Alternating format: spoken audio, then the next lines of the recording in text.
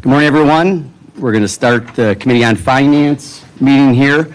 Please have your phones off, set to vibrate, so we're not interrupted during the meeting. We're going to follow the agenda in the order in front of us. Madam Coordinator, please call the roll. Supervisors Rowland. Here. Johnson Jr. Here. Martin. Present. Martinez. Here. Belinsky. Here. O'Connor. Present. Mr. Chairman. Here. There are 7 members present, 1 appearing virtually. We have a quorum. Please read in item number 1. Item 1, from the Milwaukee County Comptroller, Office of the Comptroller, providing an informational report regarding the 2026 year-end fiscal projection for Milwaukee County. This file is informational only unless otherwise directed by the committee. Good morning, Mr. Chairman. Good morning. CJ Paul, Financial Services Director with the Office of the Comptroller. The report before you is our fiscal report through April. As you can see, we haven't had too much of a net change from last month. We did have an overall reduction in surplus of about $100,000. At the department level, though, we did have some significant changes. Our clerk, of course, has increased its surplus by $200,000. This is driven by surplus fines, forfeitures, and surplus legal and psychiatrist fees. Our CRC has increased its deficit by $1 million, which was due to a deficit in state sanction revenue. DHHS has a surplus increase of $200,000, which is due to vendor expenses and CYFS coming in under budget. Parks is now projecting a deficit of $200,000 due to gasoline costs. Sales tax overall is trending slightly above budget now. If we continue to see a growth rate of about 3.8% over the remainder of the year, we should have a surplus of about $1 million at this point. And lastly, our contingency fund dropped by about $100,000 due to the fund transfer for the McGovern Senior Center. Also, last month, there were some questions about the behavioral health services deficit. This deficit is being driven by higher than budgeted costs in adult CBRFs, adult family home placements, youth client services, and inpatient services. So with that, I am happy to take any questions you might have. Supervisor Belinsky. Thank you, Mr. Chair. What is the reason, do we know, for the increase in revenues for the Sheriff's Department of $320,000? Mr. Chairman, supervisors, off the top of my head, I don't recall, but I can definitely look into it and get back to you. Okay. Supervisor Rowland. Thank you. I wonder if anybody from like the budget team could just speak on like how you think we're feeling. I know we try to land the year with a $5 million surplus so we can have contingency carrying over into the future. Just wanted to see what degree of confidence we have in being able to land the plane that way.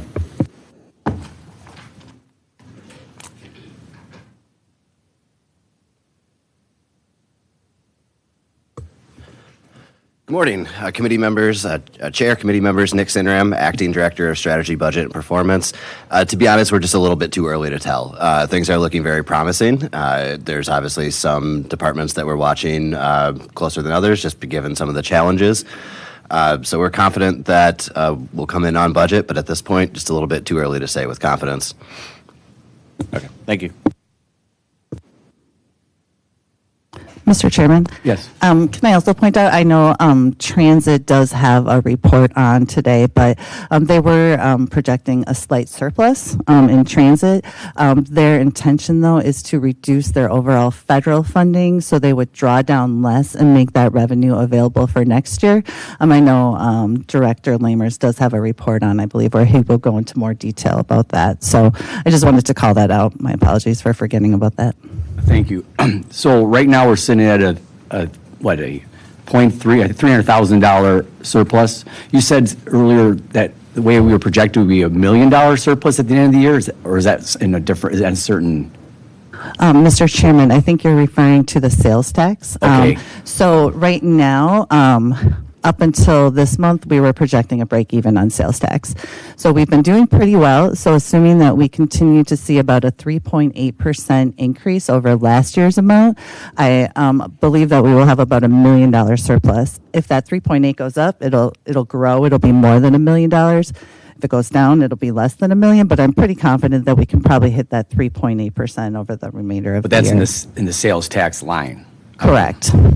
That's available for the bottom line. Mhm. And this $300,000 surplus that we have right now, that includes the $4 million of contingency, correct? Correct. We spend that money, we're a deficit. Correct. We're $3.7 million in the hole. You are correct. Okay, thank you.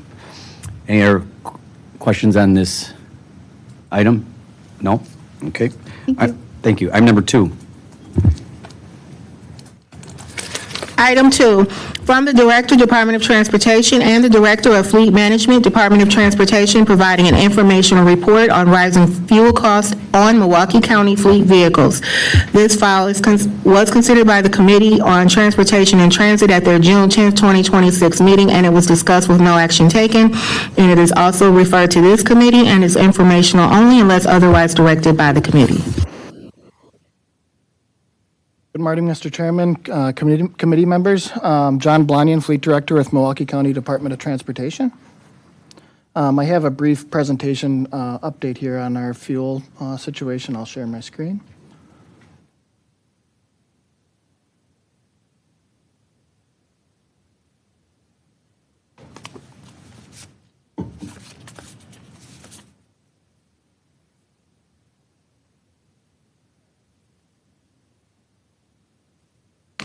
Okay, I'll get started here.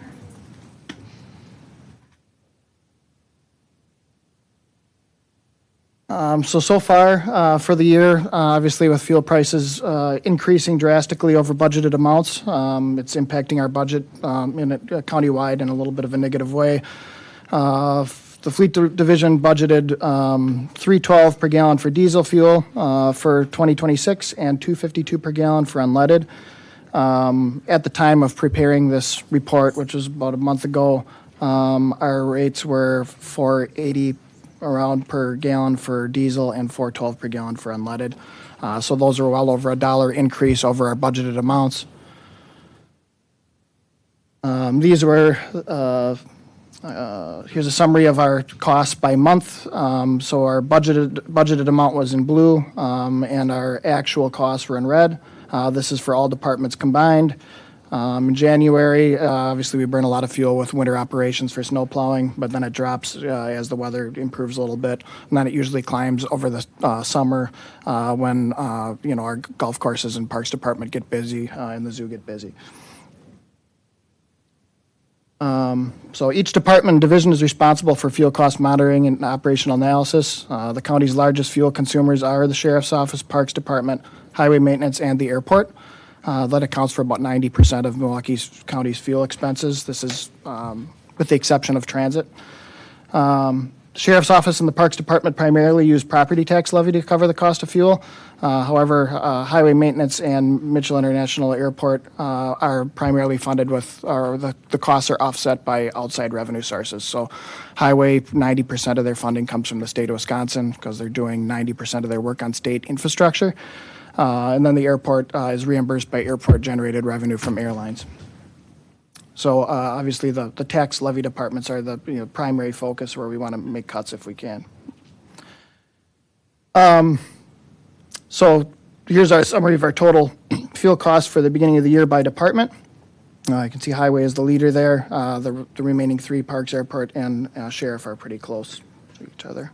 The big spike for Highway was winter operations. So if fuel prices remain consistent, consistent prices for when this report was generated about a month ago. That would leave us about $718,000 over budget for the year. If they were to increase beyond our budgeted or our amounts from about a month ago, that would put us close to $1 million over budget, which these overages would require those departments to reduce expenses in other commodities lines or other areas to bring their department in and on budget for the end of the year. Fleet's in regular communication with the rest of the remaining county departments on their fuel status on a monthly basis and trying to provide as much information to the departments on their fuel usage as possible. And that's all I have. Over the last month, our fuel prices have gone down significantly from, this was kind of, when we prepared this report, it was kind of a peak time for fuel prices. This morning, our latest fuel delivery was $2.95 for unleaded and $3.78 for diesel. So our rates are significantly lower than what you'll see at the gas station because we do buy in bulk, tankers, 8,000 gallons at a crack, and then we have our own fueling infrastructure. We do buy fuel on a local collaborative contract with Waukesha County, a value bid that combines purchasing for local municipalities to get as competitive of price as possible. We don't currently hedge for fuel, so you may have heard that the transit MCTS does hedge for fuel, meaning they have a 3-year contract where they pay a fixed fuel price. So they were sheltered from this spike in a sense due to the conflict. We choose, the reason for doing a hedging contract is if you have a real large volume of fuel that you use and it's a large portion of your budget, agreeing to a preset rate over an average of a couple years allows for budget stability. However, at times like this, that does seem lucrative, but at times when fuel prices are lower than average or lower than a mean, then it's not, it doesn't necessarily benefit you. So for example, during COVID, we were paying about 80 cents a gallon for fuel at Milwaukee County, whereas if we would have been in a hedging contract, we'd probably be paying $1.80 a gallon or something like that. So on times when it's low, it benefits you to just pay market rate. At times like these, we're a little bit upside down. Over the last month, as I said, the prices have come down. They've been coming down regularly here. We anticipate prices to still be higher than our budgeted amounts for the remainder of the year. And as such, have budgeted more for next year to shelter us next year from this because we think they're still going to continue to be elevated, maybe not as much as we initially expected. And then we do have the opportunity with the budget office during the county exec's budget phase, potentially, if our budgeted amounts for 27 end up being way off the mark, we could always make an adjustment potentially later in the budget year to get everybody's budgets as close to as possible on our anticipated fuel expenses. I'll take any questions you might have. Sergeant Belinsky. Thank you, Mr. Chair. You mentioned a joint agreement we have with Waukesha County on fuel purchasing. I would assume Milwaukee County purchases more fuel than they do, correct? That's correct. So- Yeah, it's a collaborative contract. I believe there's 5 or 6 local municipalities on that bid. So by combining on a bid, they usually administer it and we piggyback on it. That allows us larger buying power so we can get a more competitive price. Just add it to the list of reasons why Milwaukee County helps the other counties. Any questions? Can you repeat the numbers that was with the latest delivery prices? Certainly. Mr. Chair, unleaded fuel price per gallon, we just paid $2.95 at our most recent delivery. I believe it was today. Diesel, $3.78 per gallon. And last I checked, I think I saw yesterday that the price per barrel is kind of where it was prior to the Iran. This is all by Iran. Clearly, we're talking about Iran. It was prior to the Iran conflict. Correct. So, yes, those price per barrel prices remain lower. I think, I think the price that we pay, I'm not a complete subject matter expert on this, but it takes a while with, worldwide commodities prices fluctuations to actually see that, adjustment at the delivery level. So if those barrel prices continue to stay for crude continue to stay low for, weeks or a couple months, I think the price of refined fuel will start to come down afterwards. What do we pay in 2025? Do you have those numbers? And what do we budget in 2025? And then what did it actually come? And if you don't have this, you can just send it in a separate email. But what I'm getting at is, this is the first time we ever had a report like this before that I can remember. So last year, when we would have done the 2025 budget, whatever we would have set it as, prices were below that, I believe. I believe so. So you guys would have had, last year would have had savings, whereas this year it's the opposite. And I don't remember getting a report talking about that.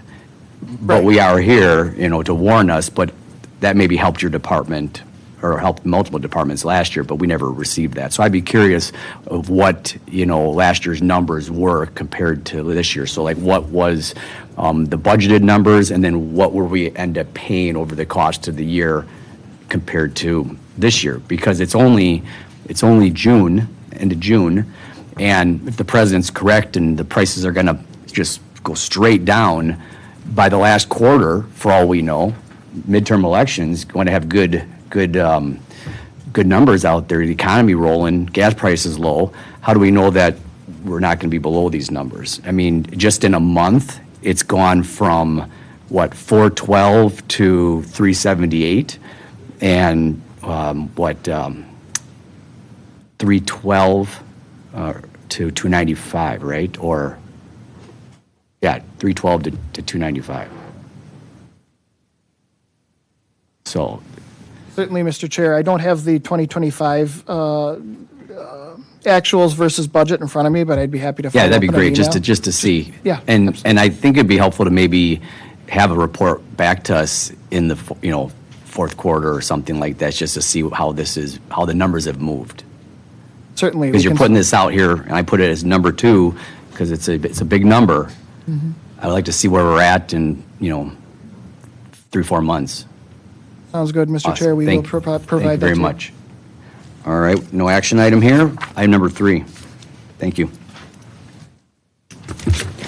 Item 3, a report from the Director, Department of Administrative Services and Office of Strategy, Budget, and Performance, providing an update on the Investing in Justice Courthouse Complex project.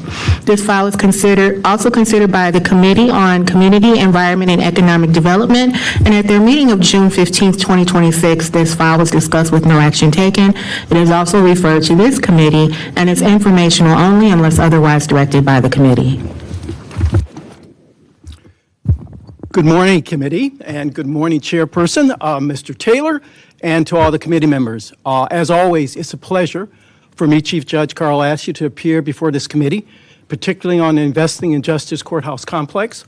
It's an extraordinary opportunity for Milwaukee County, for our citizens, all the people who utilize the court facilities, and I'm just very grateful, I know my colleagues are, for the opportunity to provide a good environment for folks to come and enjoy and take advantage of the needs in the courthouse, but also beyond the brick and mortar, that we do a little bit more.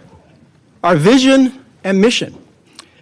We want an adaptable courthouse complex, one that's going to provide us, hopefully not a century, but even maybe farther, the opportunity to support activities at the courthouse. We've talked about wellness, holistic needs of the public, and we talked about the project mission to create a welcoming courthouse facility that prioritizes equity and access and opportunities to be restorative. So this is not about just brick and mortar. This is about an opportunity to provide better outcomes for people in our community. And so I am very grateful for the support that the Milwaukee County has given to allow this project to continue. We're hopeful that we will get the support to finalize this project because it's desperately needed, not only for the facility that's antiquated, not subject to repair, but also simply to provide better opportunities for better outcomes for people in our community. So I'll turn it over to Director Hertzberg. Thank you. Chair, Supervisors, Aaron Hertzberg, Director of Administrative Services here at Milwaukee County. Appreciation for the Chief Judge for taking time out of his day to join us and help kick things off this morning. We've talked a lot about our project goals and the balance of best practices, financial feasibility, and publicly approvable. As we continue on this effort, we're going to talk more and more about that, particularly as we go into the fall here and talk about the larger budget question, and we're helping to set the stage for that today. We talked a lot about our leadership structure and the advisory committee, all the members in and around the criminal justice system who are helped to be involved in this project. I'll note that Finance Chair Taylor is the county board's representative who participates in the advisory committee. So I think he's seen this presentation a couple times already. Appreciate your patience with us today as we share with the public. Lots of support and work around this, but I'm going to try to take things through with a little bit of pace today. I know you've got a long agenda. We've talked about the project timeline. We are getting closer, at midpoint of 2026 here, getting closer to that relocation and eventual hope for demolition of the public safety building in 2028 to start. So there's a lot of prep work that's getting started now to help make sure we're on a timeline to get there, hoping to wrap things up by the end of 2032 for completion of the new courthouse facility, as well as some of the back renovations in the historic courthouse that we're in today. So let's run through conceptual design here. We've come to the end. This is the 100% conceptual design.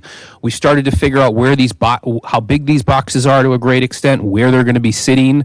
Still, we'll see continued refinement and movement. I've continued to get feedback, including walking in the courthouse this morning. I got some feedback about things we need to continue to refine around. That's great. We want all that feedback. We want to make sure we're making a good, worthwhile investment as we complete this large-scale project. One other highlight I want to make for everybody is that, this project, as the Chief Judge talks about, isn't just about building a building. It's thinking about the interconnectivity of our entire complex. And so with that, we've asked our consultants to prepare a scope of work around the new criminal courthouse building that we've been talking about, the replacement for the public safety building, all the move management and things that have to happen to get people out of the existing building, construct and move back in, make sure that's all done the way it needs to be done, but also to think long-term about a master plan for this complex. So when we're making moves around the complex, we're thinking not just about the scope of the project, the new building itself, but also what's the next 10 plus years of the courthouse complex going to look like, and how can we set ourselves up for success? We don't want to make improvements in this building to accommodate people temporarily if that's not going to help us out in the long term, right? So we want to make good strategic investments here for Milwaukee County that last us a long time. So you can kind of get a sense of how some of that stuff lays out here. Again, a lot of enabling functions that happen in the early phase, construct a new courthouse building, move back in, do some back renovation in the historic courthouse, and then think about that long-term investment in the complex itself out over the future. We also talk a lot about justice policy and program groups, right? These are people in and around the court system. We brought in the National Center for State Courts to help us facilitate conversations, to rally folks around this conversation. Of the 20 plus recommendations, about 12 of them specifically impact the infrastructure of the building itself, things that we need to think about and take into consideration design. Those things are highlighted in yellow on this slide, but there's a whole lot of other things that we think we can do better in our court system, and that we can bring people through this project, through these conversations, to think holistically about our courts, not just the infrastructure, but the processes that we follow, the scheduling that we undertake, and the outcomes that those lean to and create. There's been a handful of program changes since the 75% design. We've refined some of the entrance areas. We've refined the judicial suites. Jury management continues to be an ongoing conversation of refinement. We've created some possibilities and relocations of some of the entrance with slight modifications. We've honed into an energy system plan for the building, and we've talked at depth about this at the advisory committee. We're proposing what we call the CUP, or the central utility plant, to basically look at powering our systems for the entire complex out of the new building. We would phase into that over multiple years, right? So as chillers in this building, which seem to be working well today, a little chilly in here. When those come to the end of their useful life, we would transition all that equipment into the new building, modern, more efficient systems, a centralization of service for our utility infrastructure in that new facility, right-sizing some of the other spaces as well. You can see sort of the stack of all the elements that we're considering in this new building, how we need to line them up. The site plan, you've seen some versions of this. We continue to do minor refinement around it, make sure we've got our entrance plaza in the right spot. We're thinking about folks who are going to park in MacArthur Square. We've got what we think is an improved entrance for them to come directly into the new courthouse building. Circulation, internal circulation, skyway system will be similar to what it is today, coming on the third floor of the new courthouse into the criminal justice facility and across to the first floor of the historic courthouse. Thinking again about that underground parking and access from MacArthur Square. You can sort of get a sense of that general site plan, how things lay out. We've had to do some modification around loading docks and parking access and things like that. Not the most exciting things in the world, but really important to thinking about how we integrate with the surrounding street network. We've talked before about the capital stack and kind of, the project stack, the building stack of floors and how those things sort of line up, and you kind of get a sense of how that lays out. That ground floor, again, we still continue to do some refinement, think about how people, once they come in the building, where do they go, what's the traffic flow we how do we want to separate folks who need to be separated, how do we align people, get them where they need to go throughout the building. The 5th floor is our problem-solving court floor. This is an area that I'll show you later. We've looked at a couple options, but we very much want to invest in and around problem-solving courts. A lot of great data. I emailed out some of this recently about the value of investing in problem-solving courts. In effect, if you can invest in early intervention, if you can invest in sort of holistic approach to the court, the individuals going through the court system, that we can produce better outcomes. We want to lean into that. We want to see that cost savings from some of that. At the SEED committee, we were lucky to have Judge Carroll come and join us. She's an individual who helps work in problem-solving courts and was able to speak quite eloquently about what a meaningful investment would look like and the impacts potentially of that. So if you didn't get a chance to see that, feel free to check out those videos. The 6th through 9th floor are standard courtroom floors. You see 4 court sets on each floor. The area in red in the middle there is in-custody transport. That would come up from full secure transport all the way from the CJF through secure hallways on the 2nd floor, through dedicated elevators, secure elevators, up to individual court sets, so we can avoid that major issue that we have within the existing complex where we have in-custody residents moving to court through public hallways.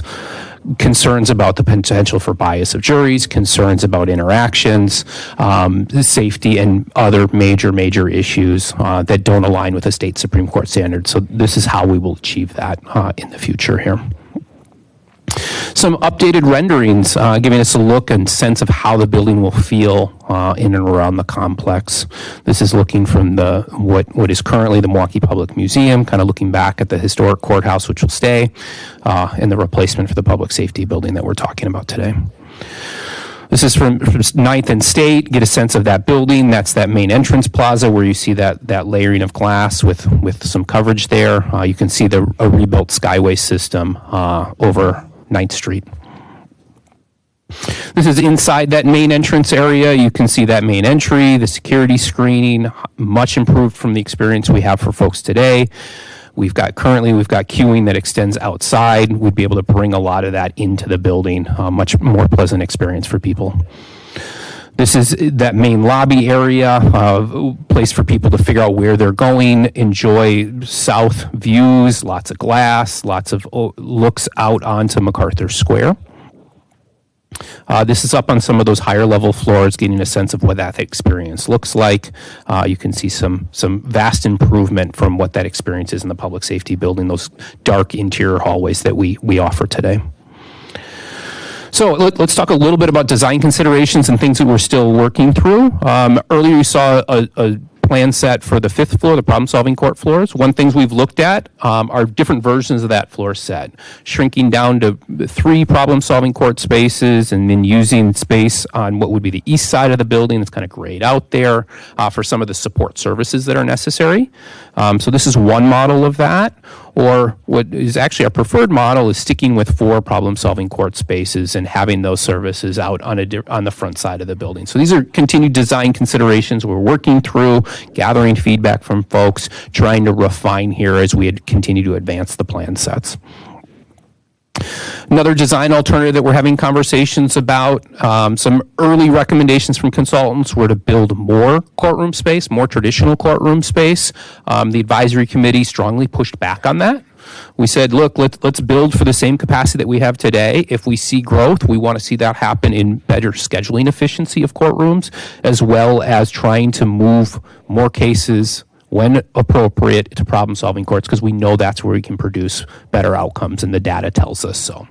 That said, we do plan for this building to last for 100 years, and so one of the ideas is if we needed to create more courtroom capacity in the future, larger population growth for Milwaukee County or more felony activity that needed traditional courtroom space, how could you accommodate that? So one of the ideas is, look, when you're building the building, you could increase the floor height of the district attorney's office floor from a standard office floor heights.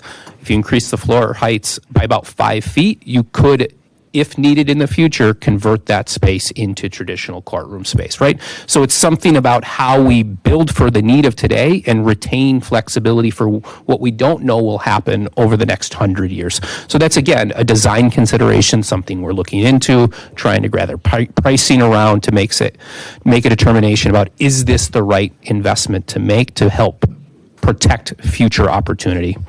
Not something we're planning for the immediate future, but to offer those who come after us that flexibility. We've refined in, as I said earlier, to this CUP or this central utility plant idea. We'll build space in the building for our chillers and our boilers to move into the new building. Again, we would phase that transition as the complex infrastructure meets the end of its useful life. For us on the facility side, there's great value and efficiency in that all being in one centralized location. And we see some great environmental benefits as we continue that phasing over time. Gives us some better pricing flexibility. You talked about fuel costs. We have some better price controls if we can move to this system, looking at a natural gas system going forward. We did evaluate and look into a full electrification of the building. We recommended against this. The technology is really pushing the envelope into an area that our team didn't feel fully comfortable with. Also much more expensive and much longer payback periods. There are some environmental benefits here, so there's some trade-offs associated with that. But we felt like the central utility plant concept got us great environmental gains with also some nice financial benefits as we continue that phasing over time. We do also want to carry forward some of that character and history of the existing public safety building, the stone carving that you see there. There are several of those on the exterior of the current building. We want to repurpose and reuse some of those in the new space and carry forth some of that character and history with us. Also, this idea of some of the bronze lights fixtures and some of the interior stonework. We want to think about how we can replicate some of that history and carry it forward into the new building. Stakeholder engagement remains a primary concern. We continue our outreach. We continue welcoming opportunities to go out and present to various groups who have interest in the facility. We continue our distributions. We've had a few members that we've been doing stakeholder engagement with, again, present at the SEED committee. We didn't schedule that for today. This is a little bit of a tighter agenda or a much longer agenda, scheduling conflicts and the like, but we did have some of those representatives join us at SEED, so please, if you didn't get a chance to see that, we saw Judge Carroll, we saw a couple representatives from the District Attorney's Victim Witness Outreach Group that joined us. We had an individual from Milwaukee Bar Association talking about the impact and value add for attorneys and judges who are involved in the bar and some of their interests in this facility as well, and we'll continue to try to schedule some of those stakeholders come forward in the July cycle as well. We continue our outreach internally to stakeholders within the complex as well. Funding and finance, the meat of things here for our finance committee. Again, as the Chief Judge said, we're appreciative of the commitment we've already made to this project. We continue to refine and build out plans for the project and continue to advance the work accordingly to set us up to maintain the timeline we talked about earlier. There was a budget amendment in the 2026 budget that asked us to dig in and look deeply at the costs of this project, the funding strategy associated with this project. In the May cycle, you heard from the Comptroller's Office about how bonding works. After this presentation, the next item on the agenda is going to talk from a facilities perspective about what are the impacts of deferred maintenance, where are they at in their project delivery schedule for projects. In the July cycle, we'll be bringing those elements together and honing in on a recommendation about building costs and the opportunities and choices of how to actually bring about the funding to make this thing happen. That would be an informational report. We're not asking for decisions. We want to really make sure you have all the information necessary to make an informed decision later this fall when we bring forward that request. Also important to think about tax levy limits. I think everybody understands there are caps on our tax levy increases that impact our operational budget. There's more flexibility on the capital budget side of things. We do have a limit on the capital budget side of things, but that limit is $5.3 billion in that territory, far in excess of what we would frankly propose for capital budget funding. We're currently using only about 8% of that statutory limit. When we've looked out at other communities, we are either in line or relatively conservative compared to other communities. So again, we do have concerns about issuing too much debt. We do think, even including this project, we are on a safe path to get there. But we'll talk more details about that as we head into the July cycle. We've had some earlier project estimate amounts, thinking about borrowing in the neighborhood or financing the $436 million. As I've said before, the project costs are still in refinement. They continue to grow. But if we were looking at financing about that amount of money, the impact on a $250,000 home is about $88 per year. For every $100 million borrowed beyond that, we estimate about a $20 impact per year on a similarly valued home. If we added that into our existing finance budget for bonding side of things, it would increase our amount. As I said, we're only using about 8% of our statutory debt limit for bonding. It would increase us to about 17%. And again, that's not out of line with what we're seeing from other communities, particularly peer communities in and around our side, particularly when they're making large-scale investments. So with that, happy to take any questions. Supervisor O'Connor. Thank you, Mr. Chair. Thank you for the presentation. And I did mention that I appreciated the stakeholder testimonies that were presented in the Committee on Environment and Economic Development, which is spelling out SEED for those who are unfamiliar. And I do encourage people to watch that. My question is around the financial stakeholder engagement. I feel like it's all interesting when you're philosophically looking at the needs and the design, and who wouldn't want those improvement in services and facilities.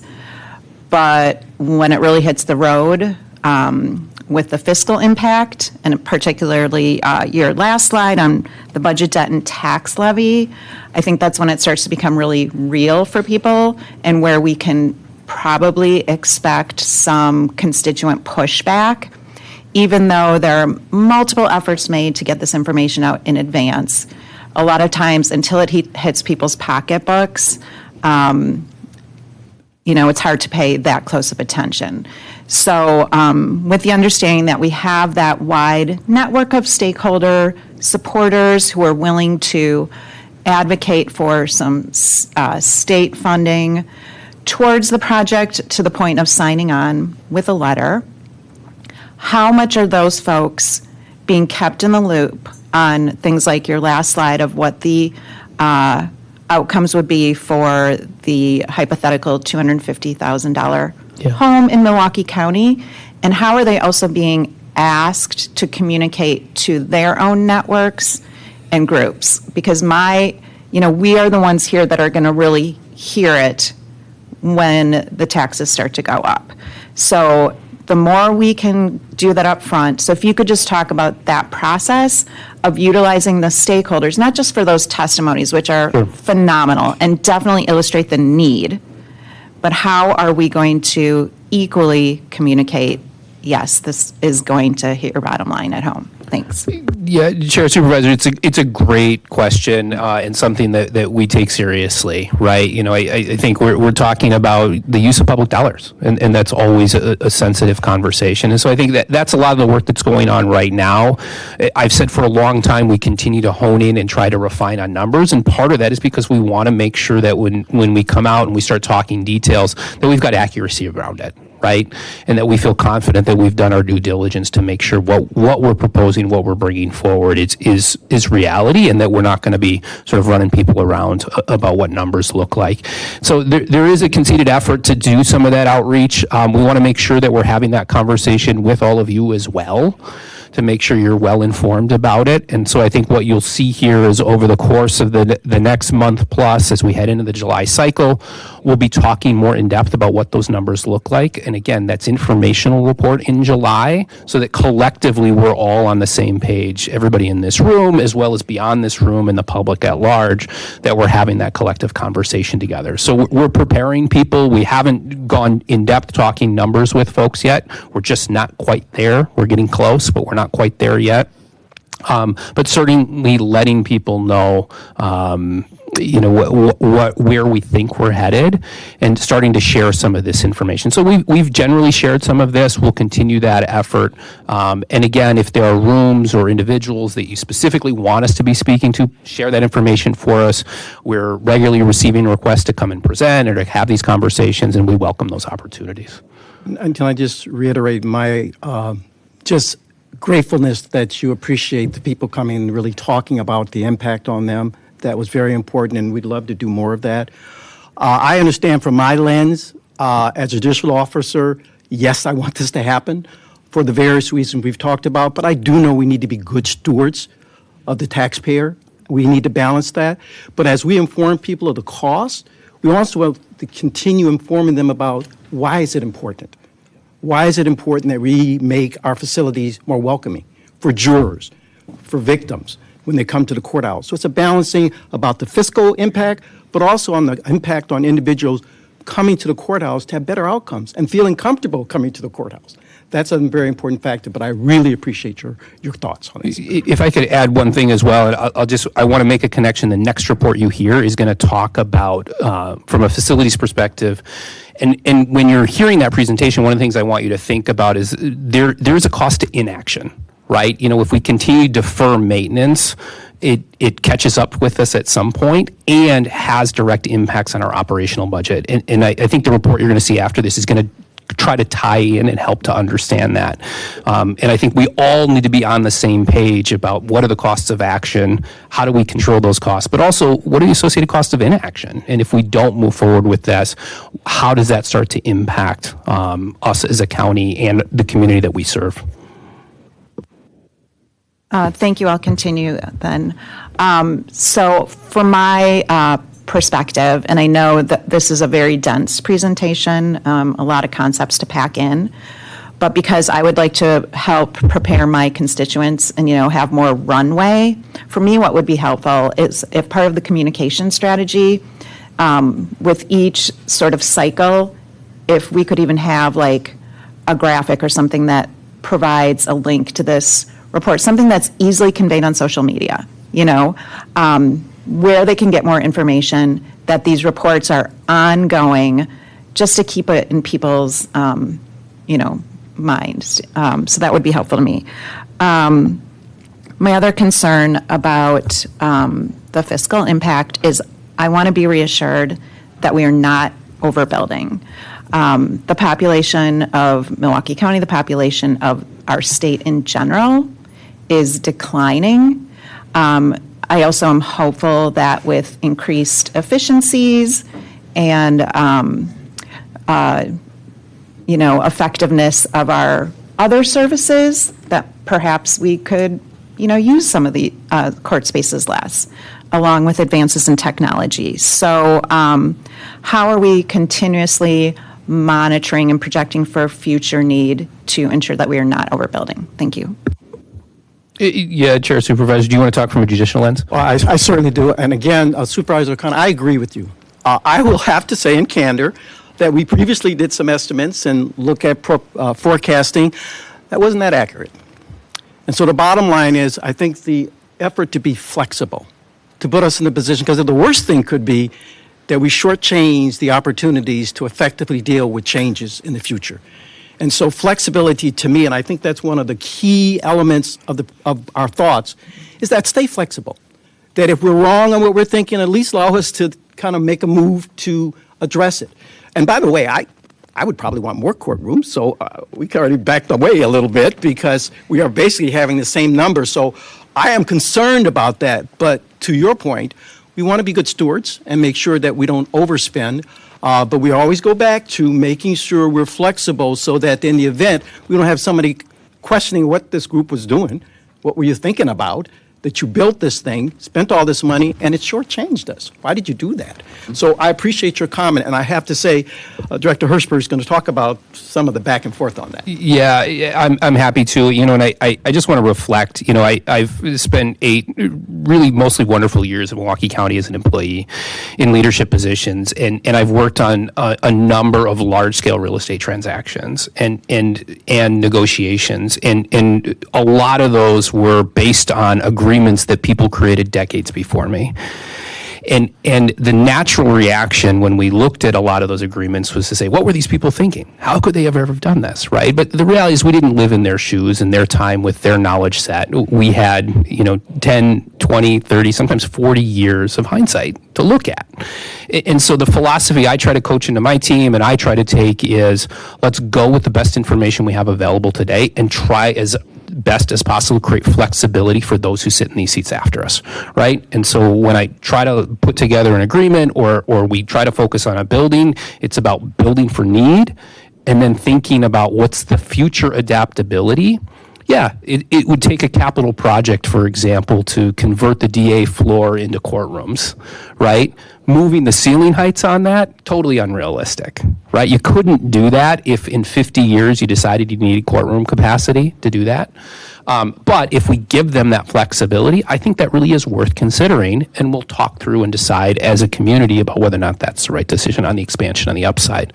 On the downside, the Chief Judge is right. The early recommendations we had from consultants, I think, hedge on the side of growth. And we strongly pushed back. We cut 4 courtrooms, I think it was 4, maybe it was more than that we cut from the original recommendation. And we said, no, we don't have a clear near-term path to adding, more judges, more staff to support all of this. We're not going to build excess spaces that we don't feel like we can program. Right? So let's build for today and those needs, and let's create the future adaptability that if we need to expand capacity, we'll do it. In total, we've cut more than $100 million out of the building from what was originally recommended to us. That's because we are taking that relatively conservative approach to say, no, we're pushing back. Earlier, we presented on the idea that, the standard court recommendation is 1 jury deliberation room for every courtroom. We pushed back. We did peak load analysis on use of jury rooms. We're building 3 jury deliberation rooms for every 4 courtrooms, and we believe we have full capacity to cover that. What I'm actually more excited about in that conversation is for every jury deliberation room, I have to build 2 bathrooms. So I get rid of 1 jury deliberation room, I also get rid of 2 bathrooms. We've cut 25 bathrooms from the building because we're concerned about what it costs to operate and maintain those well into the future. And so I just want to share that we have done a lot of pushback. The chief has been a great partner in this. The judges have been good partners. We've presented to them. Some of those have been tough conversations, telling folks that we're not going to scale in the way or put the investment in the building that they think we need, because we want to take that approach to say, no, let's build for core needs. Let's build with community focus in mind rather than, sort of amenity focus in mind. That said, we believe we're going to provide a much improved environment for folks, but we have that same philosophy, and I think we've talked about some of those along the way. We're going to have to keep telling that story. And I think if you're interested, we'd love to have you come sit down. We'll go through all the things that we've cut out of the building. I will say our team takes a lot of pride in it. Our consultants are doing what they are supposed to do, which is to tell us the risk analysis. But we walk through that Venn diagram you see at the beginning of the slide. What's the best practice? What's financially feasible? And what's publicly approvable? That's the matrix, if you will, that we run these things through and say, is this a worthwhile investment or not? Chair Taylor has been on the advisory committee. He's seen some of the detailed analysis that we've done to dig in and hone in on saying, is this a need? What's the value add here? And is this worth pushing back on? And I think I'd like to think that we've done a good job with that, but happy to share any details that could be helpful for them. Thank you. Thank you. Thank you, Mr. Chair. So, looking at the very conservative numbers you put in this presentation, we're looking at doubling our sort of bonding limit or how much we're borrowing for this one project. The report does give some of the fiscal impacts of like how much we owe for the Willoway and senior centers, but it doesn't give a report for what we owe in backlog for parks and for transportation. And so I guess that would obviously help provide a fuller picture of what other needs we're neglecting. As you mentioned, there's a cost of inaction, but there's also a cost in the rest of what we do as a county to action. And just so, if we're going to be making a decision on funding, we need to know, like, what are we giving up? And I guess for the past, as long as I've been on the board and longer, we've been told we can't get the parks backlog and the transportation backlog done without money from outside sources. But it seems like we have enough money to double our bonding limit for one particular building. And so it's sort of like, one of my favorite movies is The Muppet Christmas Carol, and there's a scene where there's Rizzo the Rat and Gonzo, and they're trying to get across this gate, and it's like really hard because it's really high, and then eventually they get over the gate. There's this big ordeal, and then at one point the rat realizes he left his jelly beans behind. He just goes through the bars and he grabs it, and it's sort of like, I get that feeling like we could have done this the whole time. Like we could have funded our capital backlog the whole time. Like we have a borrowing limit of $5 billion, and we're using a tiny portion of that. And it's like, if we're going to be making this big investment, and like I understand the reasons why we'd want to make the investment, then I feel like at the same time, we should probably be making the other investments, because what I see when I talk to constituents is they're tired of paying more and getting less. In West Dallas, we just raised our property taxes by $239 a year on the average home for schools because it was needed. About half of that is operations, half of that is capital. That was a referendum that we passed. And then there's the annual increases in school tax based on the $325 revenue limit increase. Then there's unmet special education needs, which is also going to raise property taxes. Then there's our operating budget, and that goes up a little bit every year, not fast enough for our needs. This project is directly taking money from the sheriff's operating budget, creating a deficit, and putting it into a capital project, which, using state money, which we don't even know if it's going to be there. Because there's a whole new regime at every level in the legislature and the governor coming in next year. So we're banking on about $20 million a year that we may not have to fund something. And so I'm just sort of like, it seems like we're building a giant commercial kitchen in a like mid-century modern house, when, the bathrooms are falling apart and the porch needs repair and the garage is going to collapse and we're having trouble paying our bills in general. And so, I think when I talk to constituents, I say, okay, would you rather fix the roads, make our parks, safe and nice and welcoming and keep our pools open, or would you rather fund a new courthouse? None of them have said fund the new courthouse, none of them. And most people in Milwaukee County will never set foot in this criminal courthouse. And yet, this is what we're putting all of our eggs in. And I see in your presentation, one of the 3 pillars is public approval. What does that look like? This is my main question for you. What does public approval look like? Are we polling our constituents? Are we planning to put this to a referendum so they can approve or deny, like we do with school? When a school needs a new gym, they have to go to referendum. When we double our bonding cap for the county, we just do it? How do we get public approval for this? So I think there's a question in there. Chair, supervisors.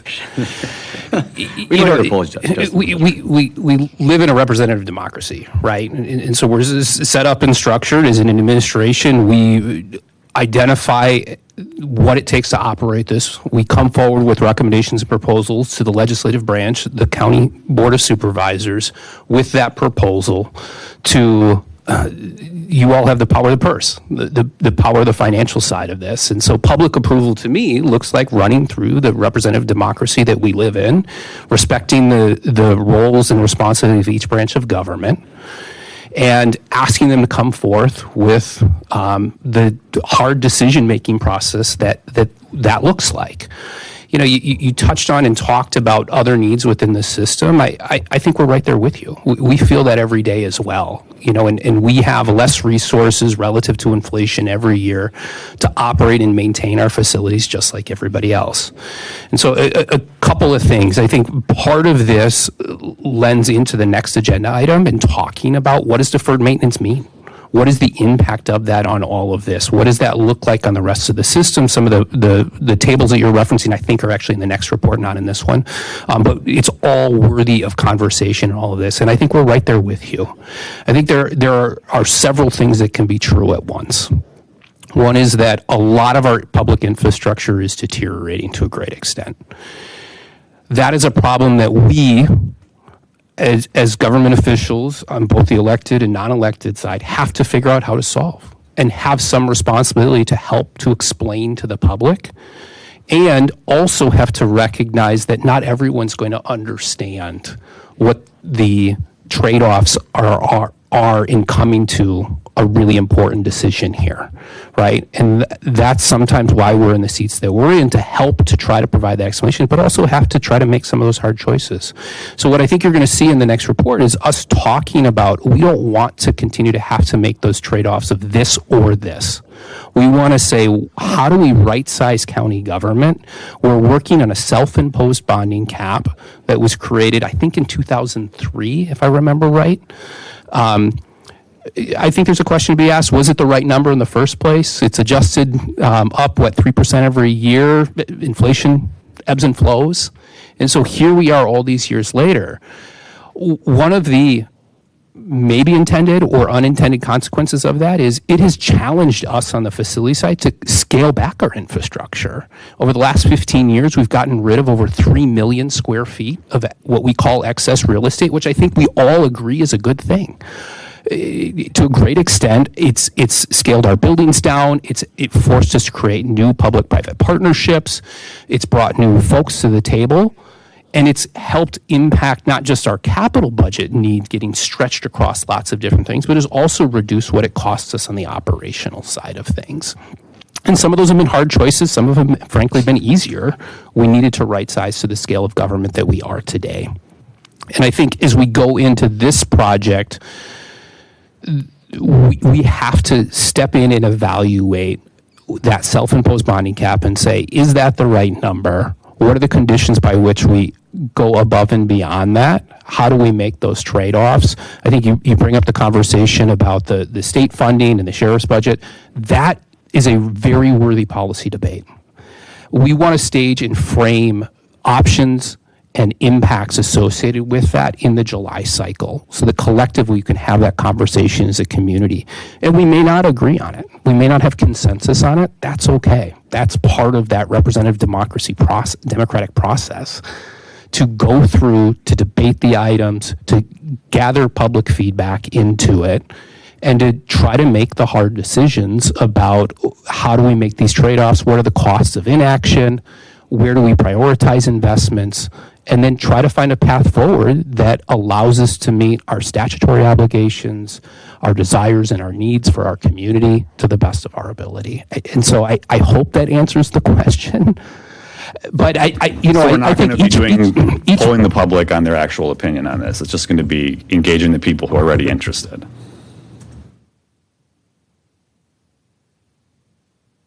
I can't define what public input means. I think every person in this room has a different determination of it. I think we have a democratic, a representative democracy that we live in, respected and empowered branches of government. Our intention is to run through that process.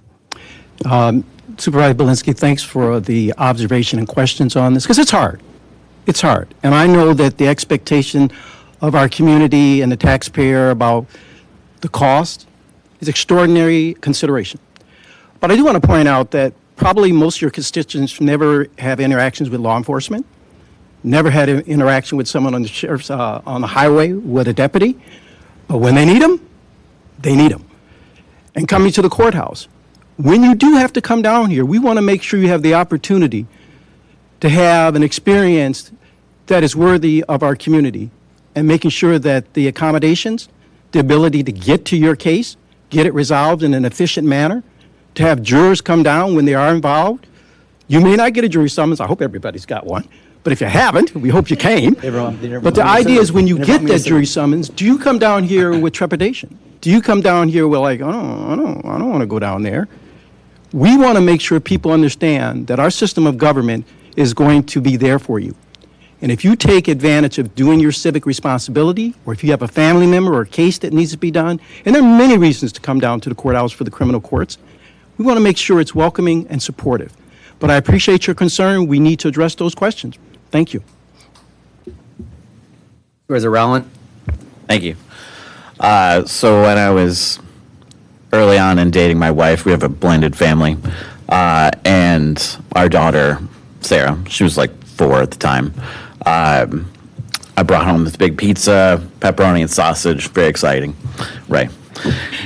And put it on the table, and our daughter's like, I don't like pepperoni and sausage. I only eat chicken, right? And I'm like new in this relationship. I don't know these nuances of what she likes and doesn't like. And so we're like, no, it's not pepperoni and sausage. It's Sarah chicken. And she's like, tentatively, she's like, tries it, and she's like, oh, this is great. I love this pizza. So people don't want to build a $500 million courthouse. Like, it's just, people don't want that, I wouldn't imagine. But they do want faster wait times. They do want fewer days to clear felony cases. They do want ADA compliance everywhere.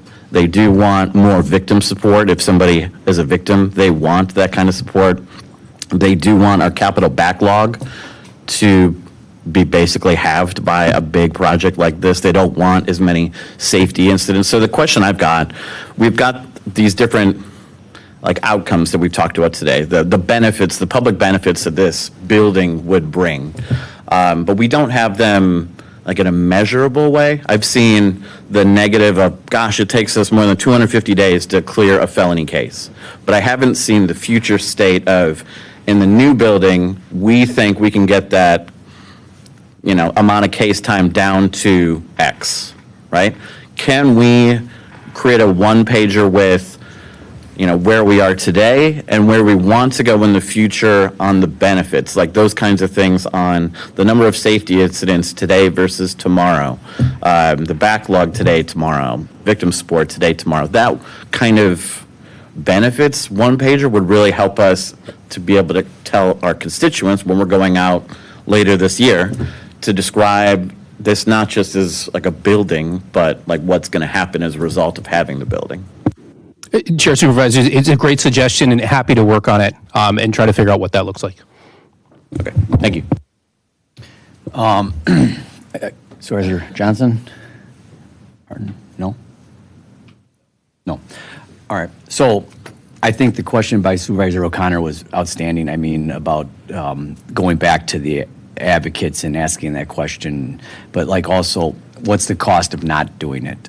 I mean, I think we know how much money we have to pump into this old building just to keep it limping along. But what about the victims and how long it takes for them to get justice? What about those that are accused, that are innocent until proven guilty, that now sit there and wait because in the conditions that they're in? What about the mistrials? There's a lot of what if we don't do it. But I just have to add something about public input. Recently, the state of Wisconsin, the legislature and the governor, so the Republican leadership and the governor came together to put together a surplus deal. That surplus deal and give back for education, rebates and that, and it failed. All the Senate Democrats, including Supervisor Blinsky's boss, all the Senate Democrats voted no. There was a poll taken. 80% of Wisconsinites want that deal. They're not listening to that poll taken. So we can do a poll, and it's going to probably be the opposite of, we don't want that. We want our parks, we want our roads. I think we all can agree. Then so what, are we going to listen, or are we going to ignore like the Senate Democrats did? I don't want to, we get elected just like they get elected to make a decision. They have facts because there is some maybe, does everybody get that $300 rebate or $600 rebate? There's ones that don't. So maybe some of the narrative is maybe misleading, but, and those Senate Democrats, they know that, and maybe that's why they voted no, because of the narrative was just put out there to be different than what it maybe is. We're the ones that get elected to make these decisions. I think we should have as much information we can put out there. I think having one-pagers, links, I think all that stuff is extremely important. But at the end of the day, we've been dealing with this now, talking about this for years. This task force has been going on it started in December of, 2023? Chair Supervisor, I believe that's accurate. I will note there were prior iterations. Well, right, of and the there's task force other that iterations. I extended mean, we've been talking decades about this since I was before. here back in 2012. Supervisor Johnson, he knows it's been going well before that. We spent $38 million. $38 million invested so far to get to the point that we're going to be in September or October, whenever it comes to us for a decision. So, and yes, this does point out all the other backlogs. We have Sheridan on the agenda later on today. That's $20 million, over $20 million. And do we have that money lying around? No. We spent money on the domes last year. So, all right, we're going to move on to item number 4.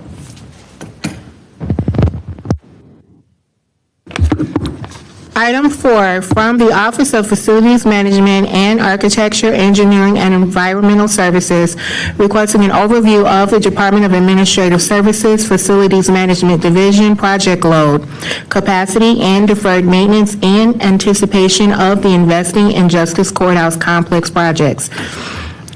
This file was considered by the Committee on Community, Environment, and Economic Development, and at their meeting of June 15th, 2026. This file was discussed with no action taken. It is referred also to this committee and is informational only unless otherwise directed by the committee. Chair, Supervisors, Aaron Hertzberg, Director of Administrative Services here in Milwaukee County. I'm going to kick it over to our Facilities Director, Sean Hayes, in a second, but just want to draw that parallel, right? We want to talk about where we at with facility maintenance.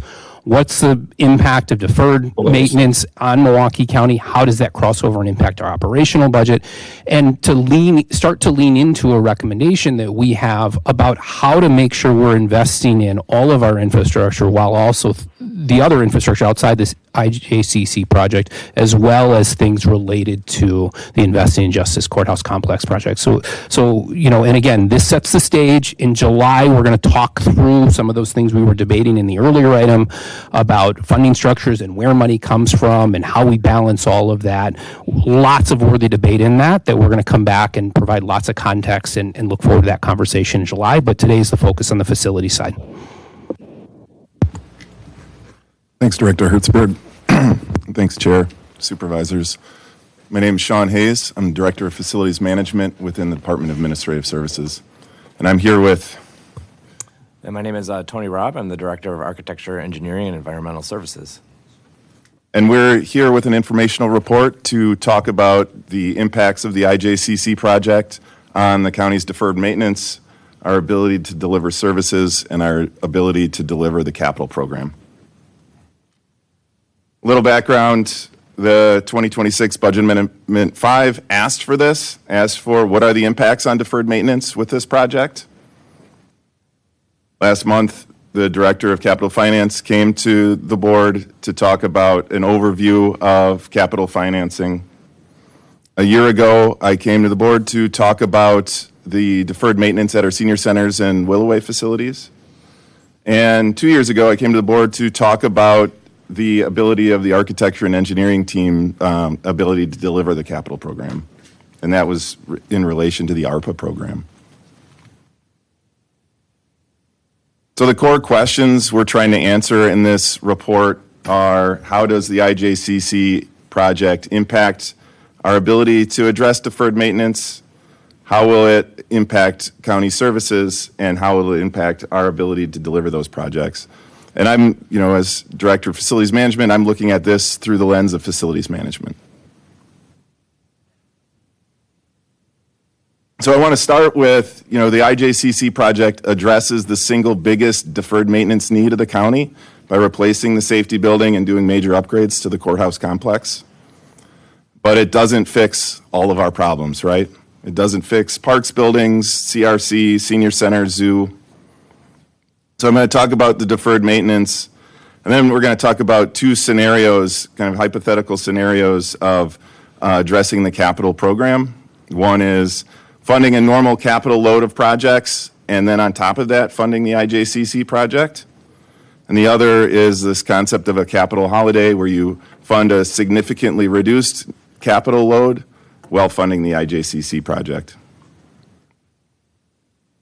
So talking about our deferred maintenance, it's nothing new. We've talked about it a ton. It's been reported on Policy Forum and others. I've talked to the board about it with our senior centers. We've got data about it. Last year, for example, over $100 million in capital requests went unfunded, and that's a typical year over year. But what have we done in response? And they talked about it in the previous a little bit. But over the last 10 plus years, we've divested in over 3 million square feet of facilities. We got out of city campus, behavioral health. And just to put that scale in context, that's roughly equal to the square footage of buildings our facility management team manages. So that's the courthouse, the safety building, CJF, Vel Phillips, COGS, medical examiner, senior centers combined. We've also gotten smart with one-time funding opportunities to target capital. The ARPA program, for example, tripled our capital program. And we've made major investments in core assets. We recently replaced COGS. We're in the process of moving people into the new Center for Forensic Science. We've done a lot in the last 10 years, but there's still investment needs remaining, right? And so just as a little example, we talked about $100 million last year in capital requests that weren't funded. That's known by all the departments that request capital projects, that probably most of your projects aren't going to get funded. And so it makes us make decisions on how we fund to try to get things above the line. And so where maybe I want to replace the whole or do major upgrades to the whole HVAC system of a facility, that might be too big of a bite to chew for the request. So we start to look at, well, what's the most important need of that system? And so maybe we select replacing the boiler, but we don't replace controls or inline mechanicals or cooling. And all that work becomes deferred. And so what does that deferred maintenance look like? If those of you who were in board meetings in this room last week, this room was super hot.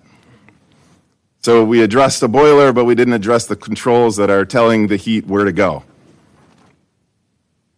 More failures. Now the whole system isn't completely fixed. Now you have failures in different parts of that system. More emergencies. We're stuck in a reactive mindset instead of this proactive mindset. The graph on the right highlights all the work orders my team gets every year. And we categorize these work orders in reactive versus preventative maintenance. A world-class facility, they want to have that ratio of preventative work to total work orders in the range of 85%. That means 85% of all their work is done on preventing emergencies. In contrast, our team, the number is 10%. So that's 90% of our work orders are reactive, are coming to boardrooms to make sure, on a phone call to make sure that the temperatures are right. That takes away from time of us being able to work on the equipment to make sure it doesn't fail, to make sure in advance that the temperature is right. That hits our operating costs, that increases costs, deferring things increases costs. It also, how does it impact service? Complaints. It's hot in a room, it's leaking in my room. Maybe it interrupts your office space. Maybe we have to close a facility like we just did with McGovern Senior Center. And there's other kind of intangible impacts, the morale, productivity, attracting and retaining employees. I've been in many of the county facilities, if not most, and many spaces where our employees work and our public interacts haven't been upgraded or refreshed in 30, 40, 50 years. And so just an example that kind of highlights the issue with deferred maintenance. In fall 24, the emergency generator at the criminal justice facility failed. Criminal justice facility, the critical facility, absolutely need to have backup generation. So we quickly mobilized a rental unit and we shipped off our equipment to get repaired. Repair took a long time. The rental cost over $500,000. Total repair was $600,000. That was all unplanned, reactive, hitting our operating budget, impacting, taking away from us being able to invest in that proactive, making sure something doesn't fail. We took that out of cops. And so talking about these two scenarios of addressing the capital program, the first one, taking a capital holiday, significantly reducing the capital program while you invest in the IJCC project. What does that do? Well, significantly fewer projects at parks, zoos, senior centers, et cetera. There's more risk in those buildings that you are ignoring while you're doing the IJCC project. Costs go up, costs shift to operating, like the example of the emergency generator. Total cost of ownership goes up. If I'm not doing the preventative maintenance on that generator, maybe that generator that's supposed to last 30 years is failing in 15 and now I got to replace it. And we're stuck in that kind of reactive mode. The other scenario is, hey, let's fund a normal capital load of projects while funding the IJCC project. What does that do? Well, it doesn't solve all the problems, like was discussed. There's a lot of deferred maintenance, but it helps us manage risk. It doesn't turn the tap off of parks or the zoo or senior centers. We can continue to invest in the key needs in those facilities. So with that, I'm going to turn it over to Tony to talk about the impacts of the project on our ability to deliver the capital program. Yeah, thank you, Sean. Good morning, Chairperson and Supervisors. I'm here to talk about the impacts of adding the IJCC project to our project delivery system in my department. As a reminder, the Architecture, Engineering, and Environmental Services Division is tasked with delivering many of the capital projects here at the county that invest in our infrastructure. Sean presented two choices, Scenario A and Scenario B. Ultimately, to my department, the choice that the county makes requires flexibility. And I'm here to talk primarily about Scenario B. And I would like to also say that we've been working towards the idea that the IJC project would be coming on board. This is something we've been focused on in the last 5 years.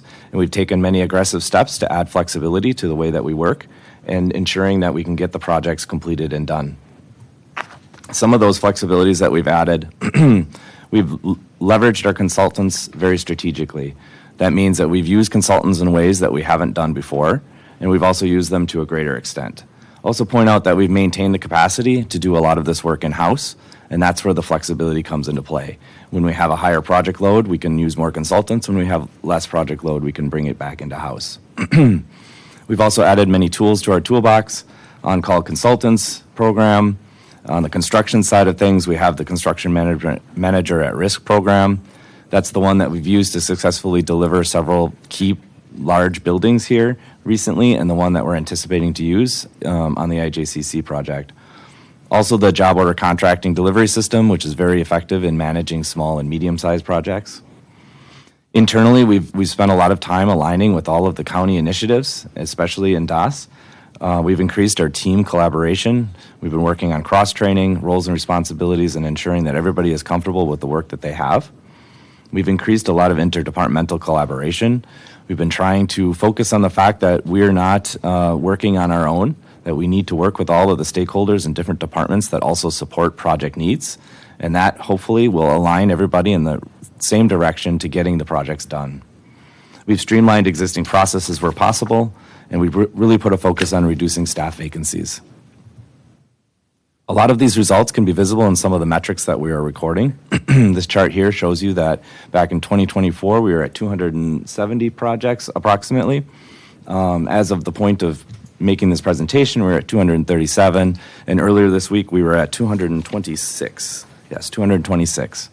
We're anticipating to be at 187 by the end of this year, and that may actually be lower.